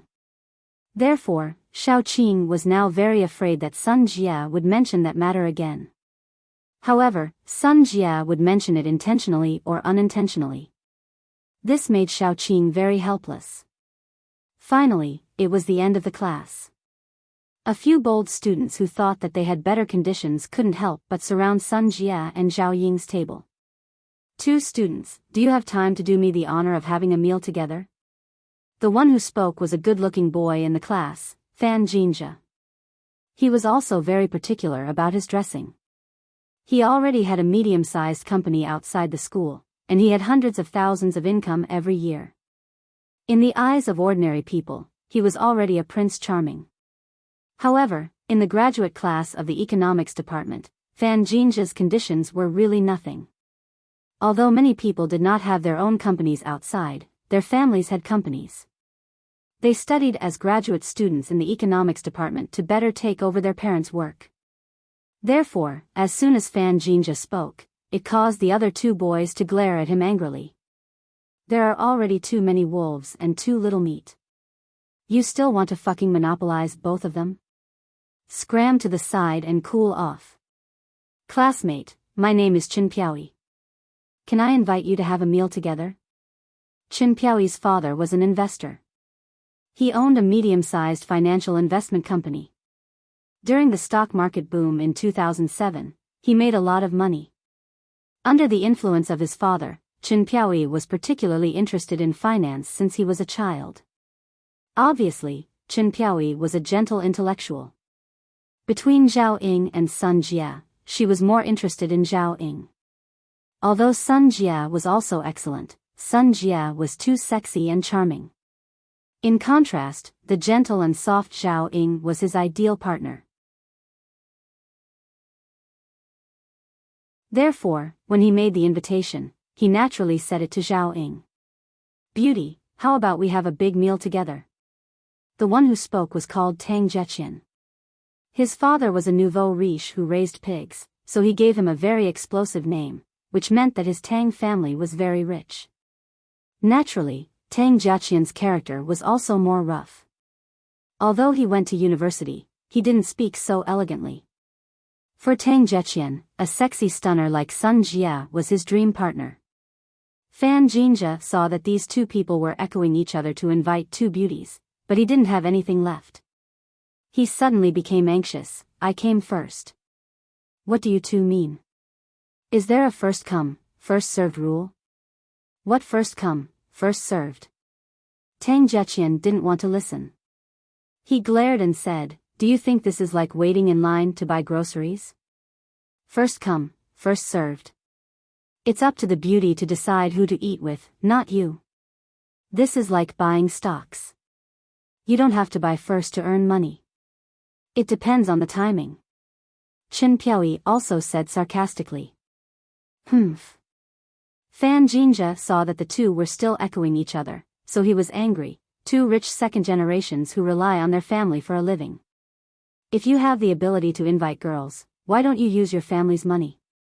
You. This sentence hit Tang Zheqian's soft spot. Indeed, the money he used now was from his family, but he didn't feel that there was anything wrong with it. Wasn't the family's money his? However, when he heard Fan Jinja saying that he was incompetent and unreliable, he immediately became angry. "When I was a child and helped my dad sell meat, you were still playing with mud somewhere. Sister Xiao Qing, let's have lunch together." Sun Jie stood up and waved to Xiao Qing as if nothing had happened. "How many times have I told you to call me Teacher Xiao in class?" Xiao Qing said helplessly, but she couldn't do anything to Sun Jie. "Teacher Xiao is Teacher Xiao. Sun Jia smiled slyly, got rid of the three boys, came to Xiao Qing's side, and said in her ear, "In the future, I will also call you Teacher Xiao in the hotel." Ah. Xiao Qing's face suddenly turned red. This Sun Jia is really a little vixen. Her words are actually so shocking.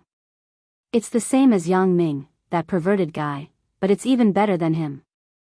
Xiao Qing coughed twice and said, "You can call me whatever you want." The three boys saw that Sun Jia and Teacher Xiao were very familiar with each other, and they went to eat together. They were a little disappointed, but they didn't dare to snatch people from the teacher. They knew Xiao Qing's identity.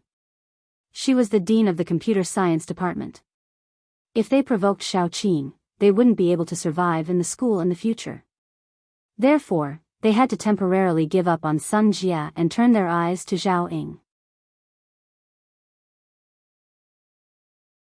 Fan Jinja just wanted to speak, but he heard Sun Jia turn her head and shout, "Come, Zhao Ying, let's go together." Zhao Ying was having a headache about these flies. Coincidentally, Sun Jia called her. Naturally, she ran over happily. When she saw Xiao Qing, she was a little embarrassed and shouted, "Teacher Xiao." "Zhao Ying, let me introduce you to Sister Xiao Qing. We have a very good personal relationship." Sun Jia glanced at Xiao Qing and said with a smile. A very good personal relationship made Xiao Qing's face suddenly turn red. "Zhao Ying, right? Since you're little Jia's friend, then call me Sister Xiao Qing privately like her. I am not much older than you." Xiao Qing was helpless. She had to simply let Zhao Ying call her Sister Xiao Qing. "Sister Xiao Qing." Zhao Ying called sweetly. The three of them went out of the classroom together, leaving only the three drooling perverts in the classroom. The three of them had failed. It was meaningless to continue to fight. They sighed, returned to their seats, and packed their things. On Yang Ming's side, after receiving the new book, he had nothing to do. He originally wanted to call Chen Mengyan and ask her to have lunch together. However, Chen Mengyan said that several sisters and Zhao Sisi in the dormitory hadn't seen each other for a long time. She wanted to have lunch together, so she wouldn't be with Yang Ming for lunch. Lin Jiyun was also pulled over by Chen Mengyan, so Yang Ming had to give up.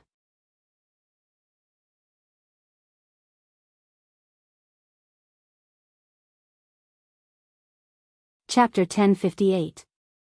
However, Wang Shui and Tian Donghua felt guilty toward Zhou Jiejia and Yang Ming. After the report, they wanted to invite Yang Ming to a meal as an apology. Zhou Jiejia wasn't the kind of person who was unreasonable. After Suya's incident, Zhou Jiejia had become generous and easygoing. She didn't want to be the kind of person who was hated by others. For Wang Shui's invitation, Zhou Jiejia naturally agreed. Although she just heard Yang Ming say that Wang Shui was Wang Jitao's half-sister, Zhou Jiejia was slightly shocked, but she quickly recovered and didn't show anything special. Indeed, it was Wang Shifan who shot her and seriously injured her, but Wang Shifan also got the punishment he deserved. Although he was sued, the court still upheld the death sentence. It was estimated that it would be the same even if he appealed because any of his crimes could let him die several times. There was almost no possibility of changing the sentence. It wasn't wrong for Wang Shifan to shoot Zhou Jiejia, but it was also because of this that the relationship between Zhou Jiejia and Yang Ming had really developed by leaps and bounds. Not only did she live in Yang Ming's home, but Yang Ming also promised her to have a passionate relationship with her. This was what Zhou Jiejia didn't dare to dream about before, but now it had become a reality. It couldn't be denied that this was all thanks to Wang Shifan, so in this way, Zhou Jiejia didn't hate Wang Shifan so much. Although Wang Shui was Wang Jitao's half-sister, she shouldn't have a big relationship with the Wang family. In the resentment between Wang Jitao and Wang Shui may have played some role, but it certainly couldn't play a decisive role. Zhou Jiejia knew that Yang Ming was a very overbearing person. He would take revenge on his enemies. This could be seen from the time when he looked for a delinquent girl to fix her. Now that Yang Ming didn't do anything to Wang Shui, it meant that Wang Shui didn't have much to do with this matter. Yang Ming also forgave her, so Zhou Jiejia naturally wouldn't care too much. The four of them walked out of the classroom together. Sun Jiwei looked coldly at the back of the four people and curled his lips. For Yang Ming, Sun Jiwei was very unhappy. However, he wanted to retaliate against Yang Ming several times, but he couldn't do so. The two were now minding their own business.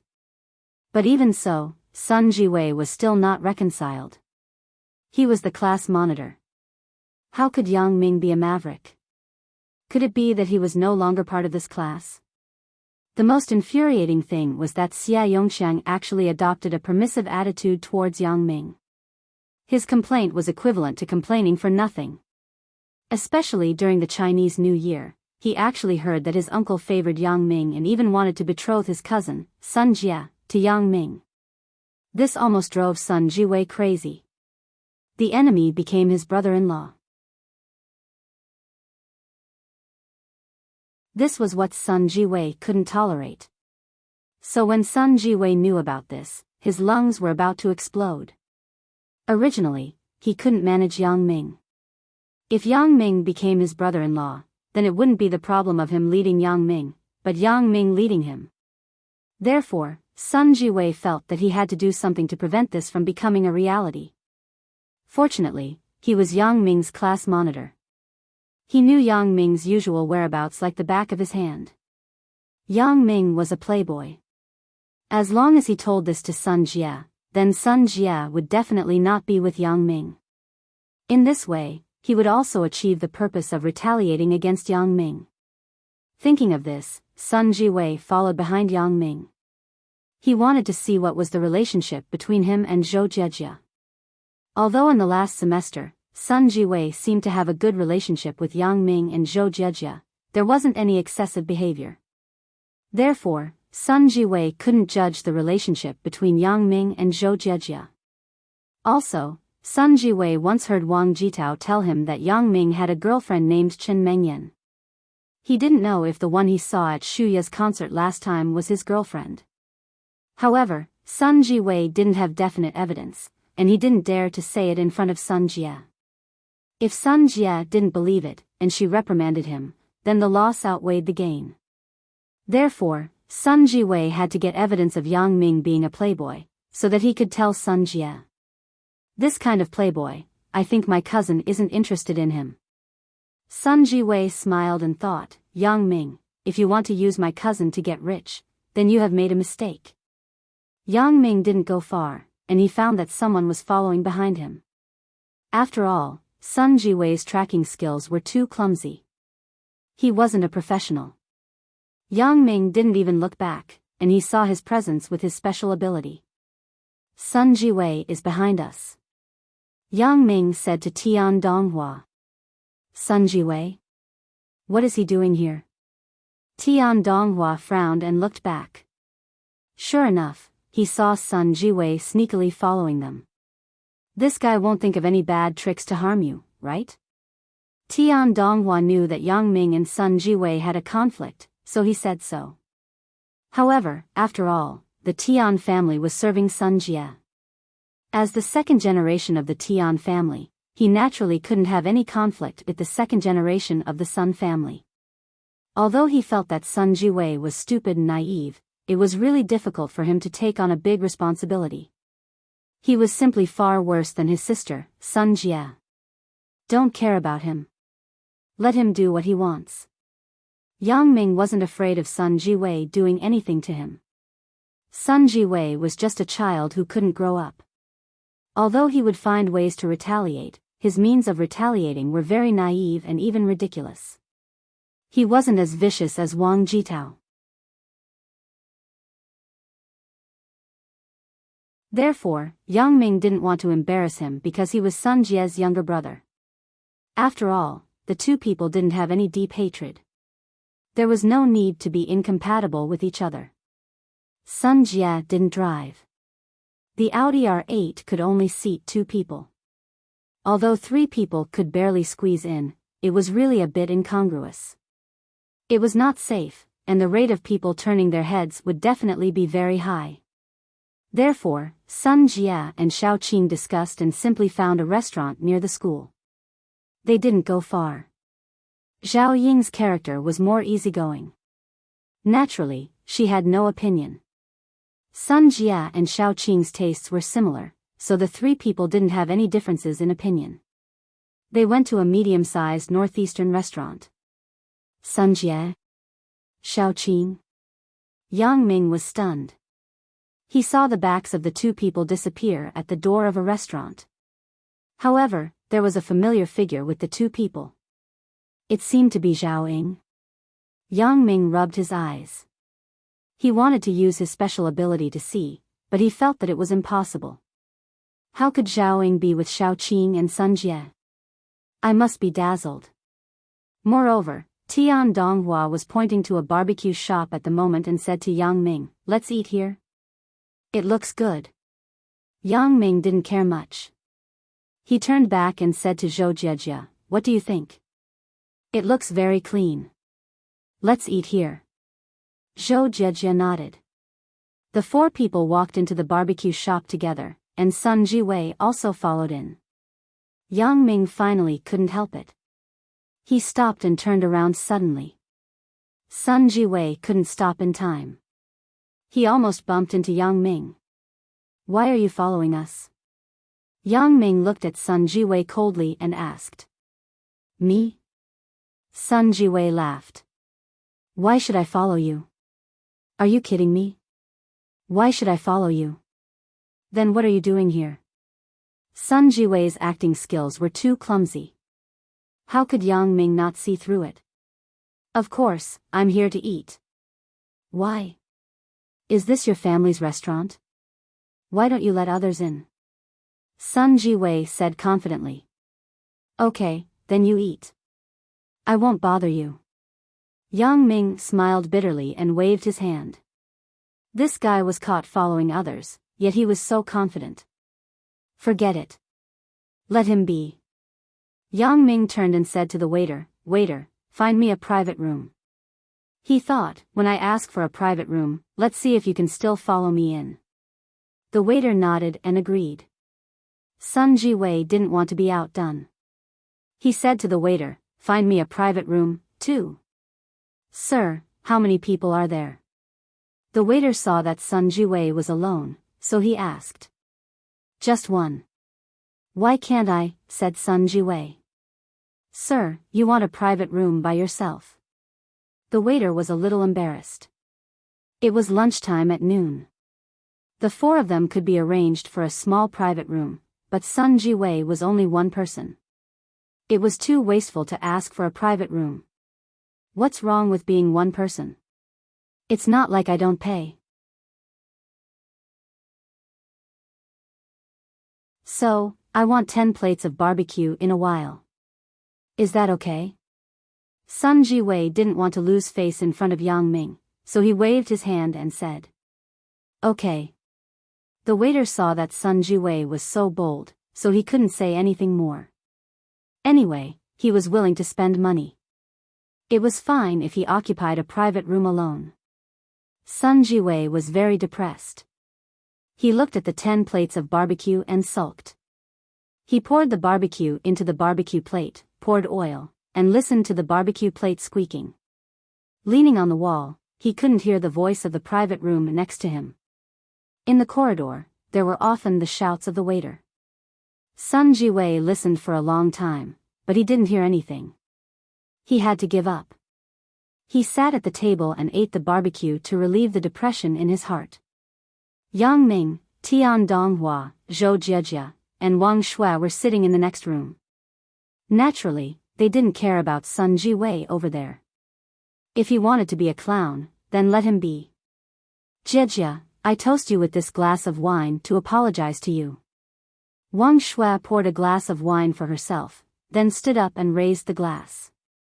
She said to Zhou Jiejia sincerely, "The two of us are best friends, but I want you to be with Wang Jitao because he is my half-brother." "I'm sorry, this is nothing." Zhou Jiejia smiled and shook her head. "You didn't know that Wang Jitao would be so crazy." Wang Shui's face was gloomy, and then she said, "This is what I want to say next. Wang Shui turned to Yang Ming and said, Yang Ming, I'm sorry. I was obsessed at that time. I knew that Wang Jitao wanted to harm you, but I still asked you out and poured the gasoline on the boat. I not only harmed my best friend, but I also wanted to harm Donghua's best friend. Forget it. I have already said that I don't want to pursue any responsibility. Yang Ming waved his hand. Let's not talk about this, okay? Everything is in the past. Be with Tian Donghua. Don't think so much. Wang Shui nodded hard and then drank the wine in her hand. She said, I drank it all. Jejia, you have just been discharged from the hospital. You can't drink. Yang Ming, you still have to drive at night. Don't drink. When Tian Donghua saw that Yang Ming and Zhou Jejia didn't intend to pursue Wang Shui's responsibility, he finally breathed a sigh of relief and mediated, well, Wang Shui, since Jejia and Yang Ming don't pursue your responsibility, then forget it. But this kind of thing, I don't want to see it in the future. This time, you had no choice. I forgive you, but if there is a next time, then don't blame me for being ruthless. Okay, old Tian, don't scare Wang Shui. Yang Ming smiled and said, eat. This meat is going to be burned. Yang Ming said and gave Zhou Jejia a piece. This was the first time that Yang Ming took the initiative to give food to Zhou Jejia, which made Zhou Jejia very happy. It seemed that the relationship between the two people had really become very close. It was like a couple who had just fallen in love. Thank you. Zhou Jejia whispered. In the afternoon, there was nothing to do. Today was just to report and pick up the books. There was no formal class. Yang Ming and Tian Donghua sent Zhou Jejia and Wang Shui to the girls' dormitory. Then, they walked to the dormitory together with Tian Donghua.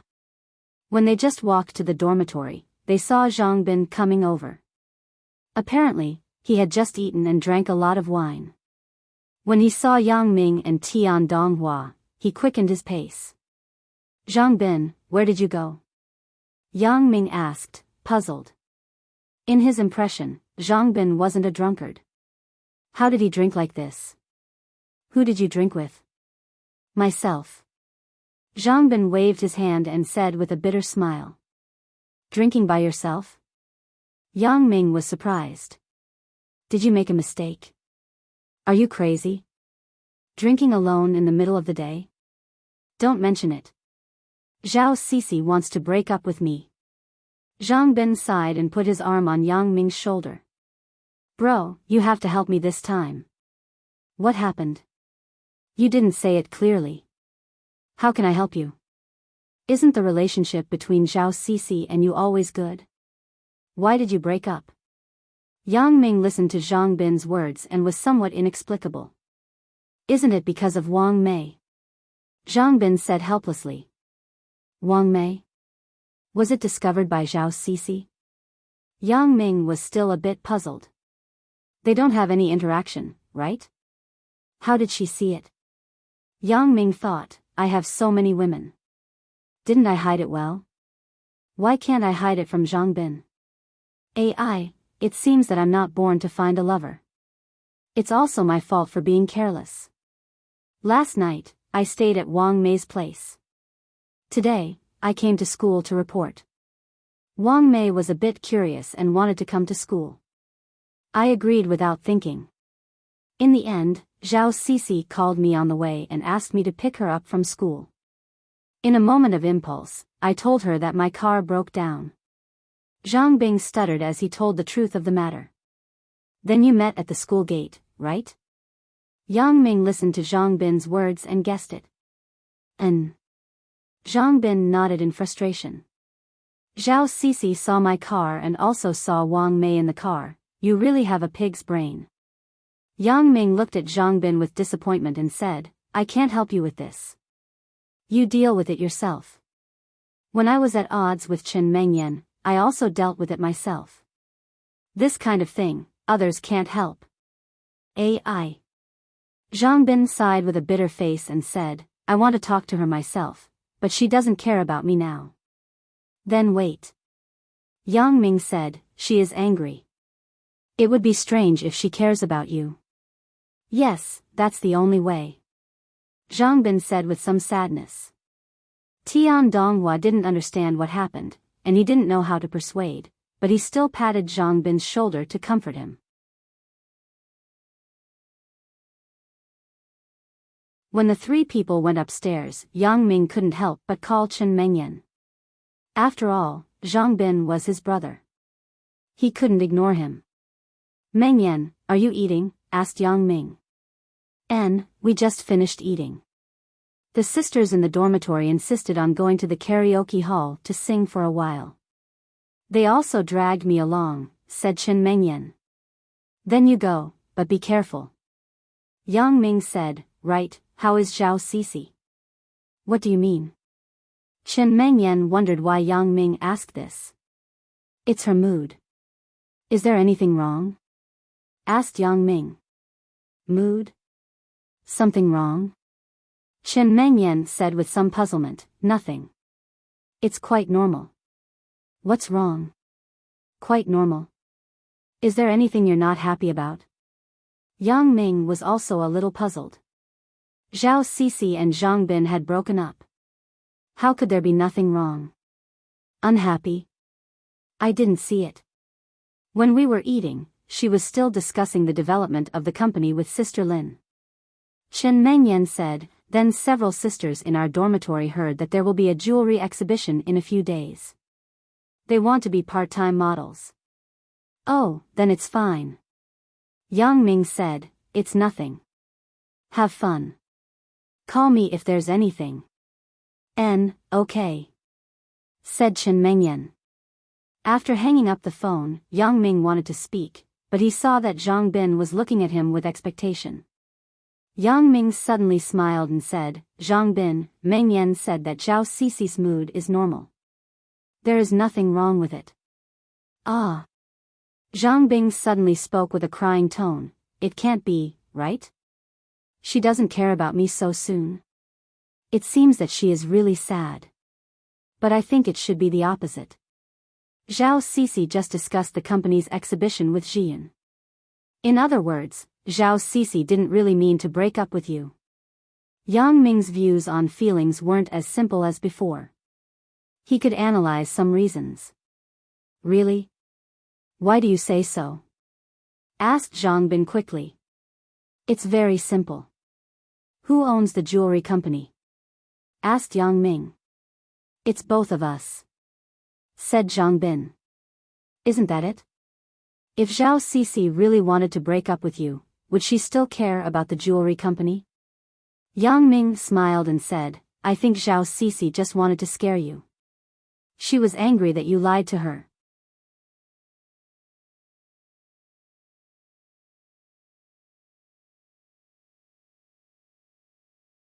Chapter 1059. That makes sense. It seems to be the case. Zhang Bin listened to Yang Ming's analysis and immediately nodded. What Yang Ming said was indeed reasonable. If Zhao Sisi really wanted to break up with him, then she couldn't continue to manage the company's affairs. What did the company's affairs have to do with her? You can do the rest by yourself. I can only help you this much. Yang Ming smiled and said, let's go. You are so drunk. Go back and sleep first. Yang Ming didn't have anything to bring back to the dormitory. The things were still from the previous semester. There was only some dust. A simple wipe was enough. Zhang Bin went to sleep. Tian Donghua didn't go to their department for the whole day. Now, he was going to stroll around to see if there was anything important. Yang Ming had nothing to do, so he decided to go to Fang Tian's place. Fang Tian was sitting on a broken chair as usual. He was covered with a broken quilted jacket. He squinted his eyes and watched the Detective Conan cartoon on TV. I say, old man Fang. You have this hobby? Yang Ming looked at the cartoon characters on TV.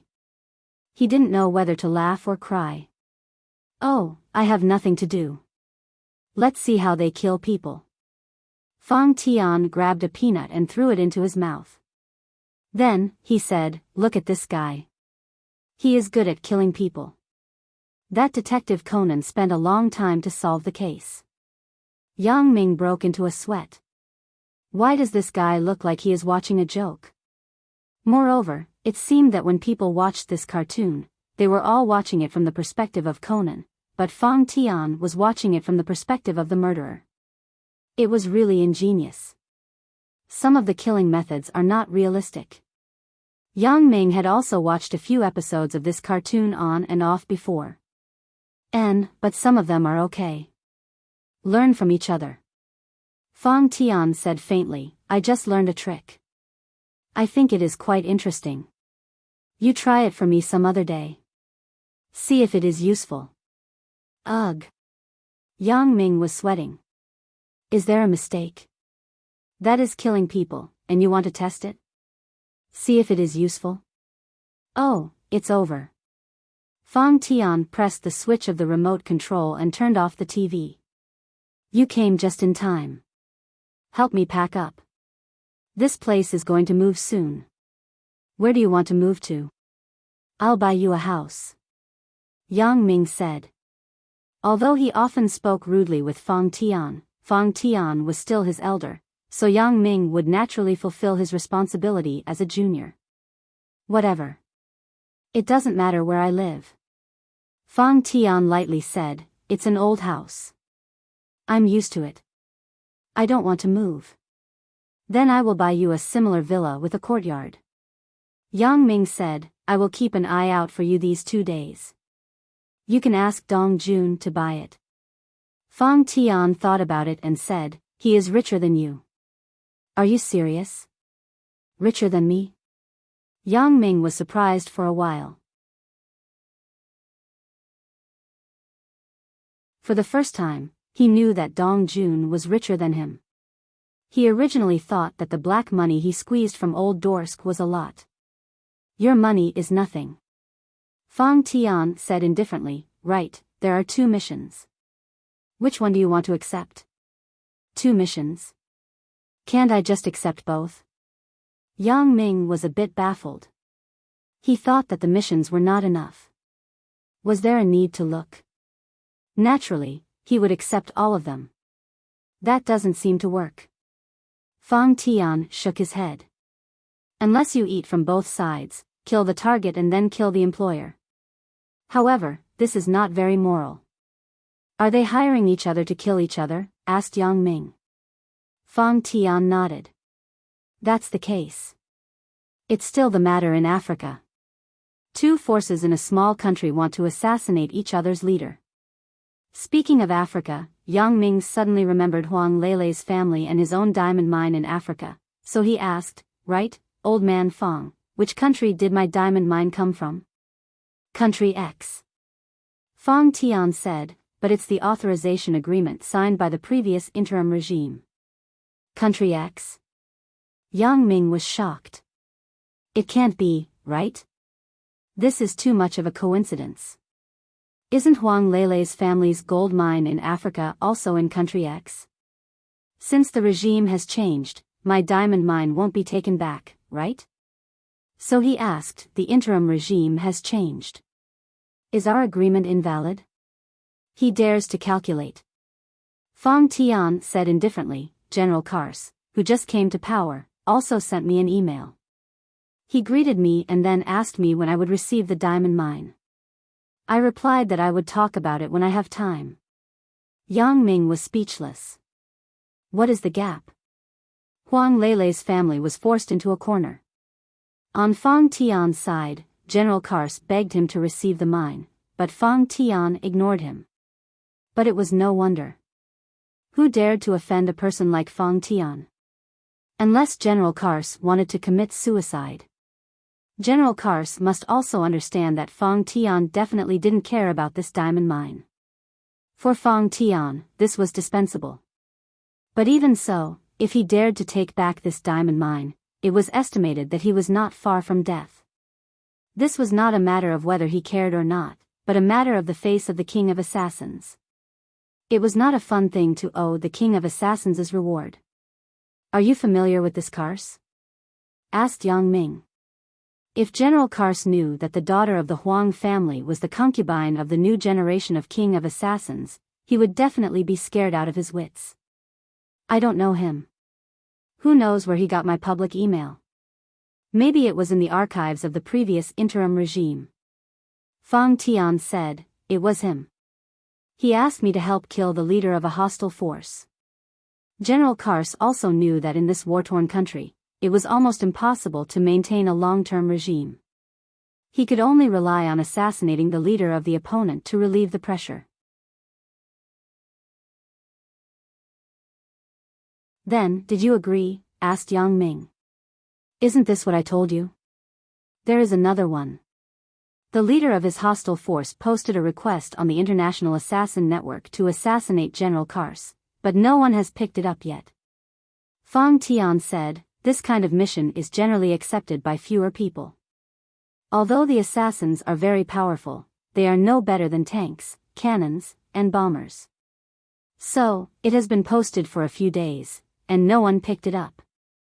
Then, you asked me to go? Yang Ming's eyes widened. He thought it was a good thing. It turned out to be such a dangerous thing. Fang Tian, this old guy, actually asked him to take the risk.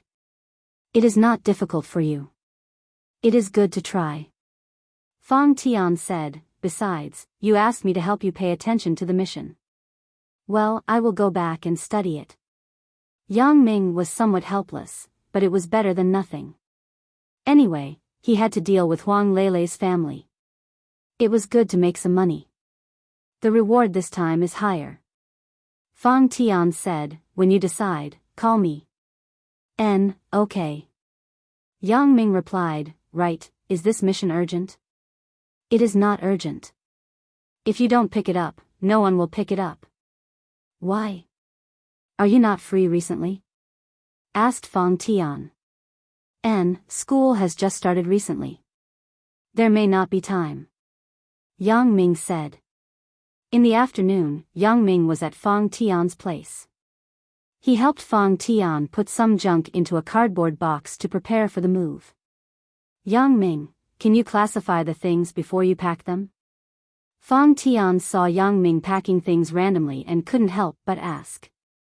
I don't even know what these things are for. How do you want me to pack them? Yang Ming was somewhat helpless. If it were up to me, just throw them away. I will buy new ones for you in the new house. I am used to it. I don't want to change it. Fang Tian waved his hand. Forget it. I will do it myself. Yang Ming stayed at Fang Tian's place until 4:00 in the afternoon. Today was the first day of school. Shen Mengyan and Lin Jian probably wouldn't be done in a short time. Yang Ming simply called Wang Xiaoyan directly. Yan, it's me. What are you busy with? I just moved to the dormitory and am packing. I am so tired. Wang Xiaoyan began to be very casual in front of Yang Ming. Do you have time? I have something to talk to you about. Yang Ming said. What is it? I haven't finished packing yet. Wang Xiaoyan was a bit puzzled. Why would Yang Ming look for her at this time? Let's talk when we meet. I will wait for you at the school gate. Yang Ming instructed and hung up the phone without any explanation. After all, this kind of civilian communication equipment wasn't very safe. Yang Ming couldn't talk too much to Wang Xiaoyan on the phone. Wang Xiaoyan hung up the phone angrily. She was a little angry. This Yang Ming is getting more and more overbearing. He didn't even ask if I have anything to do, but he ordered me to wait for him at the school gate with a commanding tone. However, Wang Xiaoyan still put down the things in her hands. She said goodbye to her roommate and hurried out of the school. Yang Ming's car was already waiting by the roadside. Wang Xiaoyan opened the door of the front passenger seat and got in the car. She stared at Yang Ming and said, "Why are you in such a hurry to find me? Let's talk about it when we get home." Yang Ming started the car and drove to the Huashang district. Wang Xiaoyan frowned and was a little unhappy. Could it be that your girlfriends are not free, so you thought of me, your lover? It's true that they are not free, and it's also true that I thought of you, but you seem to have a bit of a misconception. Yang Ming glanced at Wang Xiaoyan's current appearance and smiled. How am I having a misconception? Wang Xiaoyan said, you are in such a hurry to find me. It must not be a good thing.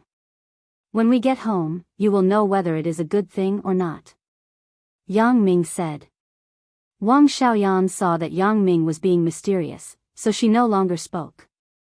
Anyway, she felt that Yang Ming looking for her at this time didn't seem to be a good thing. During this time, every time Yang Ming looked for her, it was to cultivate tacit understanding with her in bed. He didn't do anything else. Therefore, Wang Xiaoyan felt that either Yang Ming had no one to accompany him, or he was in a hurry. Yang Ming drove the car directly into the underground parking lot of Wang Xiaoyan's villa. He didn't know when he could finish talking with Wang Xiaoyan. If Xiao Qing didn't call him today, then he might have to spend the night at Wang Xiaoyan's house. It was too eye-catching to park the car outside.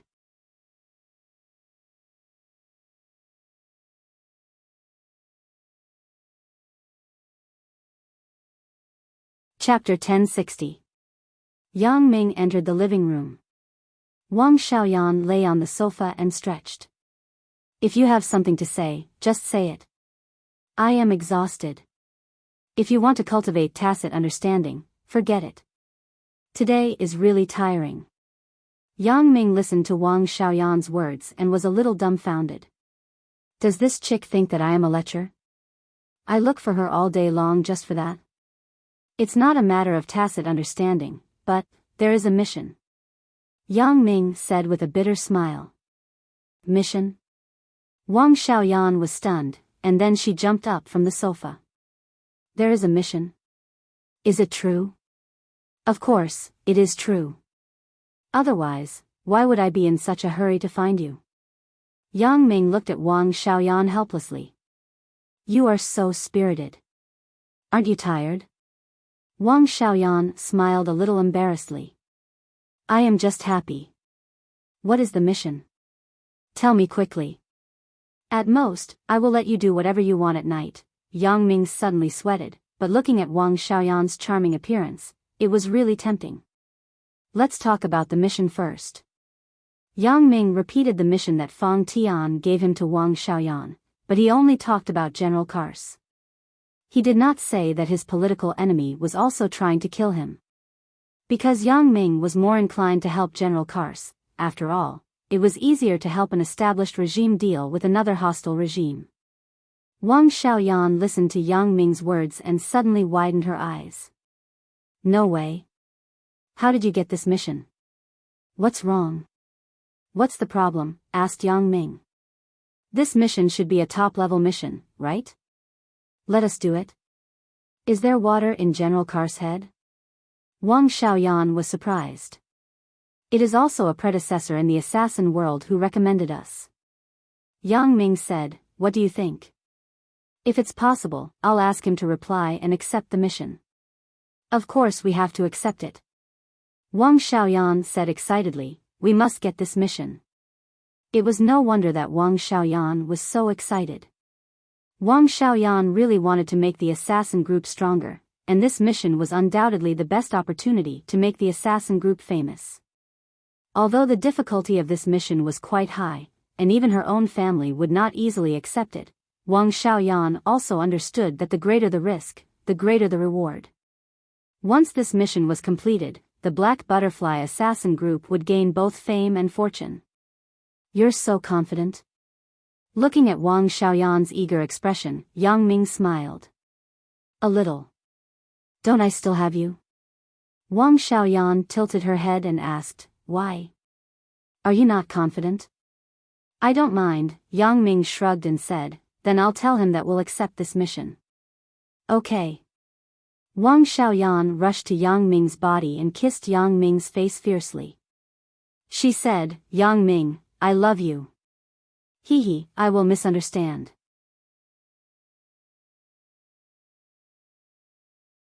You have fallen in love with me, said Yang Ming as he pushed Wang Xiaoyan and put her down on the sofa. If you want me to fall in love with you, you still need to work hard. Wang Xiaoyan was in a special mood today, so her heart that had been closed for a long time was also opened. Otherwise, even if she had a good impression of Yang Ming, Wang Xiaoyan would not easily say it.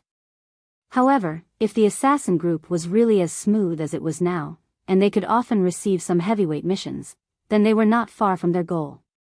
Then let's go. Let's go upstairs and continue to work hard. After Yang Ming finished his business, he also returned to the nature of a pervert. Wang Xiaoyan naturally did not refuse. Spiritual power was terrifying. Wang Xiaoyan, who was originally tired, seemed to be full of energy all of a sudden. In the evening, Yang Ming received a call from Xiaoqing. Yang Ming, are you at school? I just finished. Near the school. Yang Ming said, now, I will go back to school to find you. If you have something to do, then forget it. Let's talk about it after a while. Xiaoqing heard that Yang Ming was not at school, so she said. It's okay. I'm next to the school. You wait for me in the office. I will call you when I arrive, said Yang Ming. After hanging up Xiaoqing's phone call, Yang Ming said to Wang Xiaoyan, Yan Yan, I am going to see Godfather with Godsister. Godsister? Wang Xiaoyan smiled after listening, but she didn't ask much. She couldn't say much about Yang Ming's private life, and she was in a good mood today. Wang Xiaoyan was immersed in the beautiful future of building a powerful assassin group. Yang Ming went to the underground garage and drove back to the villa from Wang Xiaoyan's place. When he was about to reach the school, Yang Ming called Xiaoqing, but Xiaoqing was already waiting at the entrance of the office building. When Yang Ming's car arrived, Xiaoqing got in the car, and the two drove in the direction of the family area. Sister Xiaoqing, you seem to be very busy recently. Yang Ming looked at the tired Xiaoqing and said with some distress, Sister Xiaoqing, don't be too tired. Otherwise, you will age easily. I don't want to, but things are piled up there. I have to do it. Xiaoqing said softly, I also have a graduate course, so I am busy. Why? Do you think I am old? How can it be? Yang Ming was shocked and suddenly realized that his previous words seemed to easily cause Xiaoqing to misunderstand. He quickly explained, Sister Xiaoqing, I don't mean that. You don't look much older than me. How can I dislike you? Hee, I'm just kidding. Xiaoqing saw that Yang Ming still cared about her, and her heart felt a lot better. After all, the age gap with Yang Ming was her biggest worry. The car was parked downstairs at Lu Weishan's house. Yang Ming and Xiaoqing got out of the car together and went upstairs. The person who opened the door was Chu Huifang. When she saw Yang Ming and Xiaoqing visiting at the same time, her face suddenly showed joy. Big Ming, Xiaoqing, you are here? Godmother, the way you call me is so strange. It seems that I am older than Sister Xiaoqing. Yang Ming smiled. He had just mentioned Xiaoqing's age, so Yang Ming deliberately said so. Hee, don't say that. When the two of you stand together and Xiaoqing takes off her professional attire, you really can't tell who is older and who is younger. Chu Huifang said with a smile. Mom, what are you talking about? Xiaoqing was a little embarrassed. Where is Dad? In the study. Isn't it Tianqi's birthday again? Your dad remembers the previous things, and his mood isn't very good. Chu Huifang shook her head. Since you are here, go and talk to him. I think his mood will be better. Okay. Yang Ming nodded. Lu Weishan was old. It was best not to think about sad things often. It was not good for his health. Yang Ming and Xiaoqing knocked on the door of the study. Lu Weishan's hoarse voice came from inside, please come in.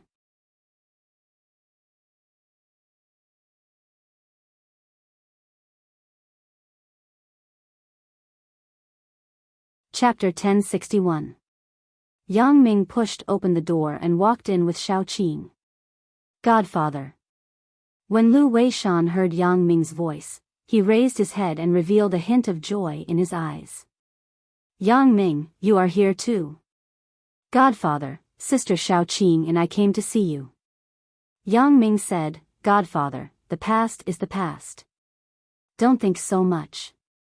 At least, you still have Sister Xiao Qing and me, yeah. Lu Weishan sighed and said, cherish what is in front of you. That is happiness. I know this too. It's just that after so many years, there is no news. I don't even know if he is alive or dead. If there is a result, no matter whether it is good or bad, it will make me give up. Yang Ming listened to Lu Weishan's words. In addition to sympathy, he also felt a little emotional. Lu Weishan was so old, but his son and daughter-in-law had disappeared. This was a blow to him. Other people at his age had grandchildren, but Lu Weishan was still alone without children and grandchildren. Although Xiao Qing and Yang Ming were his godchildren, they were not blood-related. Even if they got married and had children, it was impossible to let the children accompany him every day. So, how could Lu Weishan not be sad? And Xiao Qing couldn't have children. Otherwise, it would be a good choice to have a child with Xiao Qing to be Lu Weishan's godson.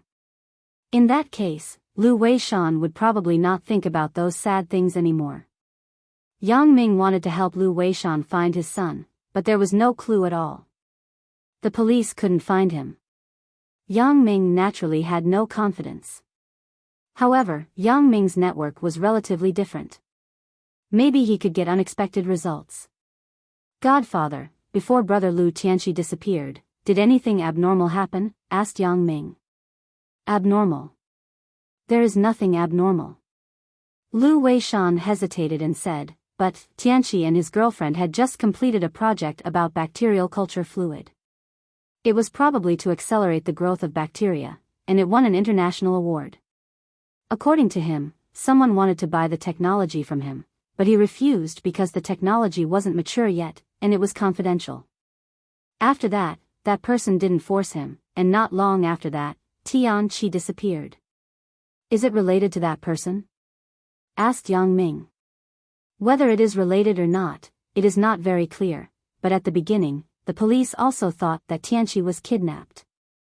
The purpose of the kidnapper was the research project of the bacteria, but after a long investigation, there was no news. Tianqi seemed to have disappeared into thin air. Said Lu Weishan shook his head. This was the first time that Yang Ming heard the truth of Lu Tianqi's disappearance from Lu Weishan's mouth. There was no doubt that the person who wanted to buy the technology was very suspicious. The police's line of suspicion should not be wrong, but the key question was, who was that person? Godfather, the person who wanted to buy the technology, did Brother Tianqi mention his appearance or nationality? Asked Yang Ming. No. Lu Weishan smiled bitterly. This is also the reason why the police still can't solve the case. It is too illusory. At that time, some forces in many countries were eyeing Tianqi's research project and wanted to buy it with a lot of money. This kind of thing was too common, so Tianqi didn't mention it in detail, so it's like this. Yang Ming fell into deep thought. Godfather, before Brother Tianqi disappeared, did he leave any information? Or a diary? It's all in his room. The police have already investigated it. There shouldn't be anything valuable. If you are interested, you can go and have a look. Although Yang Ming showed that he wanted to help Lu Weishan find Lu Tianqi, it had been so many years. Lu Weishan really didn't have any hope because he knew in his heart that Lu Tianqi must be dead. Otherwise, it was impossible that there was no news. Okay. Yang Ming nodded and said, I hope to find something useful. Hee, when you have time, just pay attention to it. You don't have to look for it deliberately. Lu Weishan sighed and smiled. Actually, little Qing is also my daughter, but she, Xiao Qing, just went out to pour tea, so Lu Weishan dared to say this. He glanced at the door of the study and said, the news of little Qing's infertility was spread out. After so many years, it is difficult to find a partner. Otherwise, with little Qing's appearance, there will definitely be a lot of people pursuing her. If little Qing can give me a grandson and accompany me every day, I will be satisfied. Godfather, when I have a child in the future, I will definitely let him recognize you as his godfather. Yang Ming listened and smiled. Sister Xiaoqing may have her own thoughts. Yeah, as long as she feels happy, it's fine. I won't interfere with some things. You don't have to care about my opinion. Lu Weishan nodded and said. N? Yang Ming listened to Lu Weishan's somewhat inexplicable words and was stunned.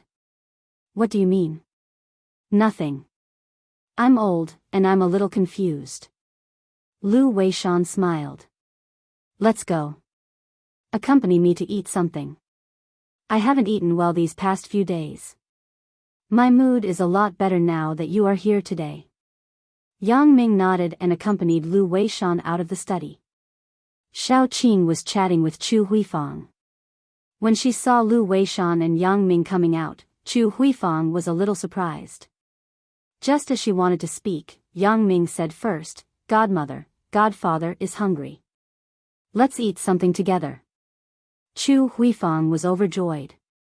Lu Weishan hadn't eaten much for a few days. Yang Ming said something to him, and he came out to eat. So, she quickly went to the kitchen to heat up the dishes. The dishes were already prepared, so they could be eaten after heating them up.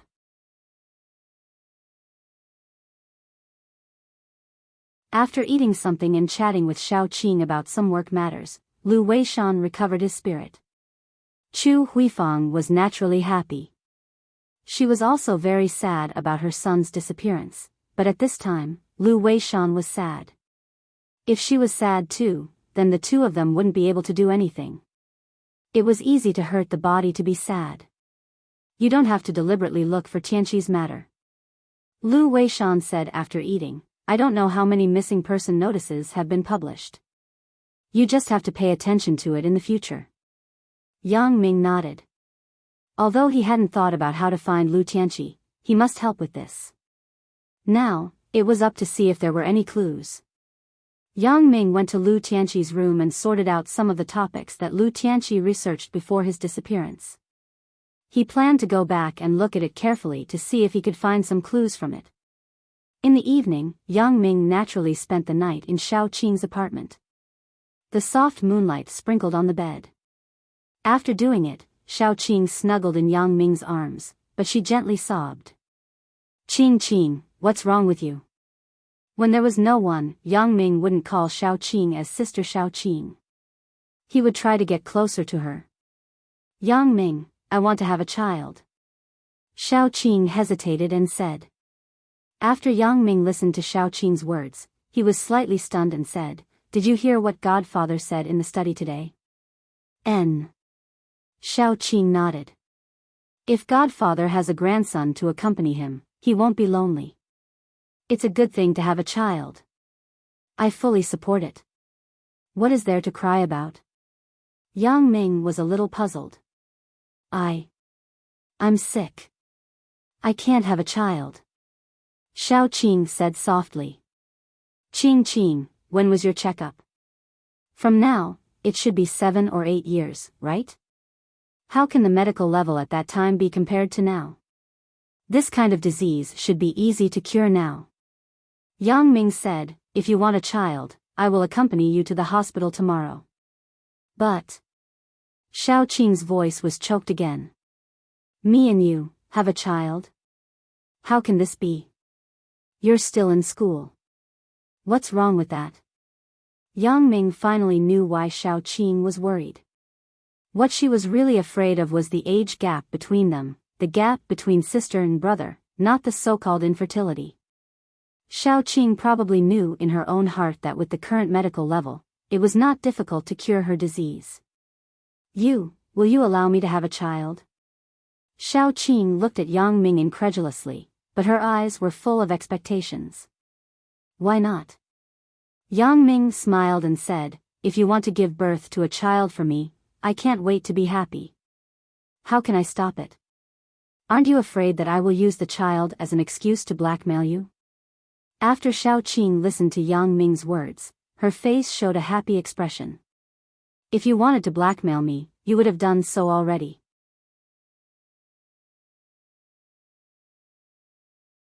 Moreover, you can also use the fact that you know I have special abilities to blackmail me. Yang Ming smiled and said, well, let's not talk about that. If you want a child, I will accompany you to the hospital tomorrow to check it out. Since Yang Ming had special abilities, he had experienced a lot of life and death situations. His thoughts were much more mature than the average person of the same age, so if Xiaoqing wanted a child, he naturally fully supported it. Moreover, the most important point was that although Xiaoqing looked about the same age as him, age could never be changed. Xiaoqing was already 30 years old. In a few years, it would be more and more difficult to have a child. Yang Ming considered for Xiaoqing and would also give her a complete family, something a woman deserved. Chen Mengyan and Lin Jian were fine. They were still young. It wasn't too late to have a child in 10 years, but Xiaoqing was different. Thank you, Yang Ming. Xiaoqing leaned in Yang Ming's arms and said happily. You don't have to thank me. The key is after you have a child, what will you say to Godfather? Yang Ming smiled and said, I don't want to be an invisible father. Xiaoqing was embarrassed. She didn't think about how to say it.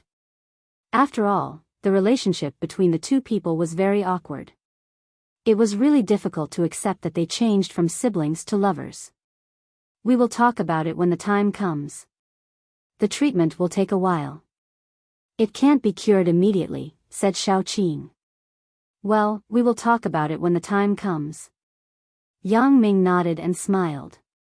But now, let's continue to work hard to have a child. Maybe a miracle will happen. You can have a child without treatment. Stop it, impossible. Xiaoqing said, but she didn't refuse. After Fang Tian got a positive reply from Yang Ming, he sent an email to General Kars, recommending him to find an organization called the Black Butterfly Assassin Group. He also told General Kars that the previous Dorsk mission was also done by the Black Butterfly Assassin Group, so the diamond mine was also taken over by the Black Butterfly Assassin Group. Originally, General Kars was still skeptical about this Black Butterfly Assassin Group. After all, he had not heard of this newly established organization. However, the King of Assassins said that the previous mission was done by the Black Butterfly Assassin Group, and the King of Assassins praised it so much, so it was definitely not wrong. Therefore, General Kars issued a mission commission on the World Assassin Alliance's website according to the normal channel and designated the Black Butterfly Assassin Group to accept the order. The revenge was the unlimited right to use 2 undeveloped gold mines. Because General Kars really had no money, he had just taken office. Even the military budget was a little tight, let alone hiring assassins.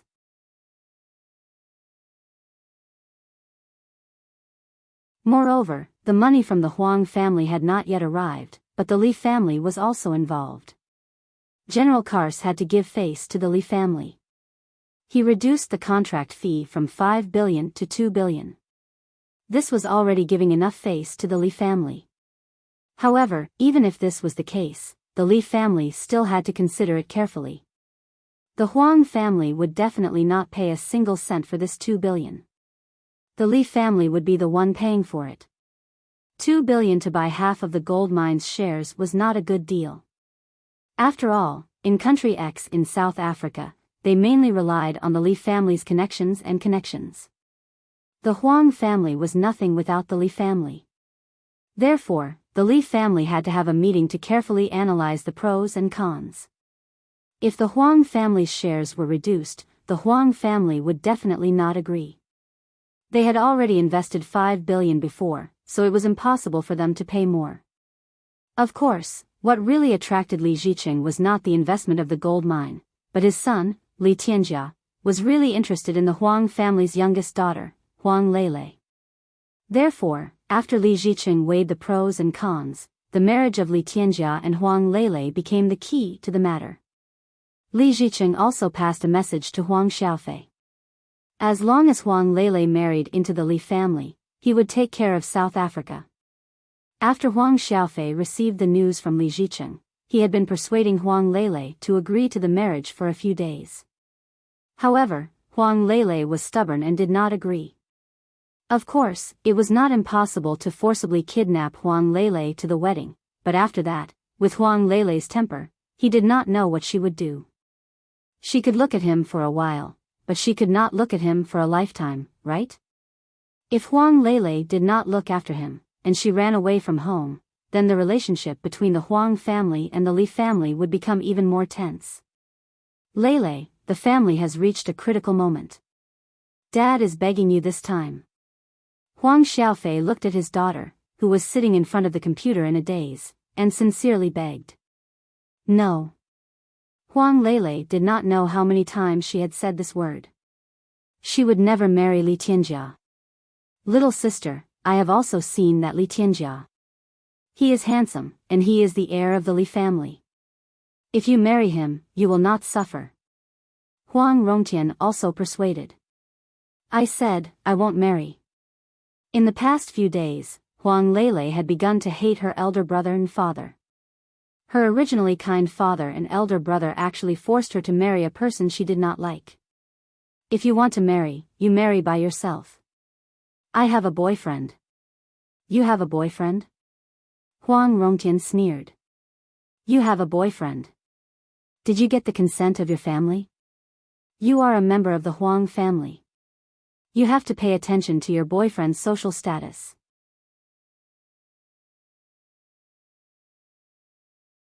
Can your boyfriend help solve the problem in Africa? Only when you marry Li Tianjia can you match him. Huang Lele really couldn't stand it. She finally couldn't help but say, well, didn't you just lose 6 billion in Africa? I will give you this money. You don't force me, okay? Do you have this money? Huang Xiaofei was stunned and looked at his daughter suspiciously. After Huang Lele graduated, she had been working as a flight attendant in an airline company. Although her income was high, it was still far from the level of hundreds of millions, let alone 6 billion US dollars. My boyfriend gave it to me. If you don't force me, I will give it to you. Huang Lele clenched her teeth and said. Really? Huang Rongtian felt a little incredible. Would his little sister's boyfriend give her so much money? Won't you know if you look at it? Huang Lele opened the online banking window on the computer and checked the amount in the card. Then, she turned the computer screen to the side and said. Huang Rongtian quickly came over and looked down. Even Huang Xiaofei couldn't sit still. His eyes were also staring at the computer screen. He couldn't help but exclaim, 40 billion patakas? Lele, what does your boyfriend do? This was the first time that Huang Xiaofei took the initiative to ask Huang Lele about her boyfriend. In the past, it was Huang Lele who asked, and he interrupted impatiently. I don't know. He is a college student in the mainland. Huang Lele shook her head and said, however, he is very good to me. This money was won from the Nanching casino, and then he gave it all to me. Nanching casino? Huang Xiaofei was stunned. He naturally knew what the Nanching casino did. It was the rival of Huawei Casino, but he was busy with Africa during this time, and he had no energy to manage the casino. When he suddenly heard that Huang Lele actually won 40 billion from the Nanching casino, he was shocked.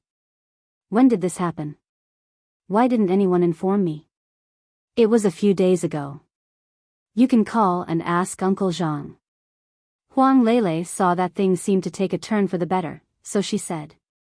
Huang Xiaofei immediately called President Zhang of Macau's Huawei Casino and asked about Yang Ming. President Zhang naturally told the whole story.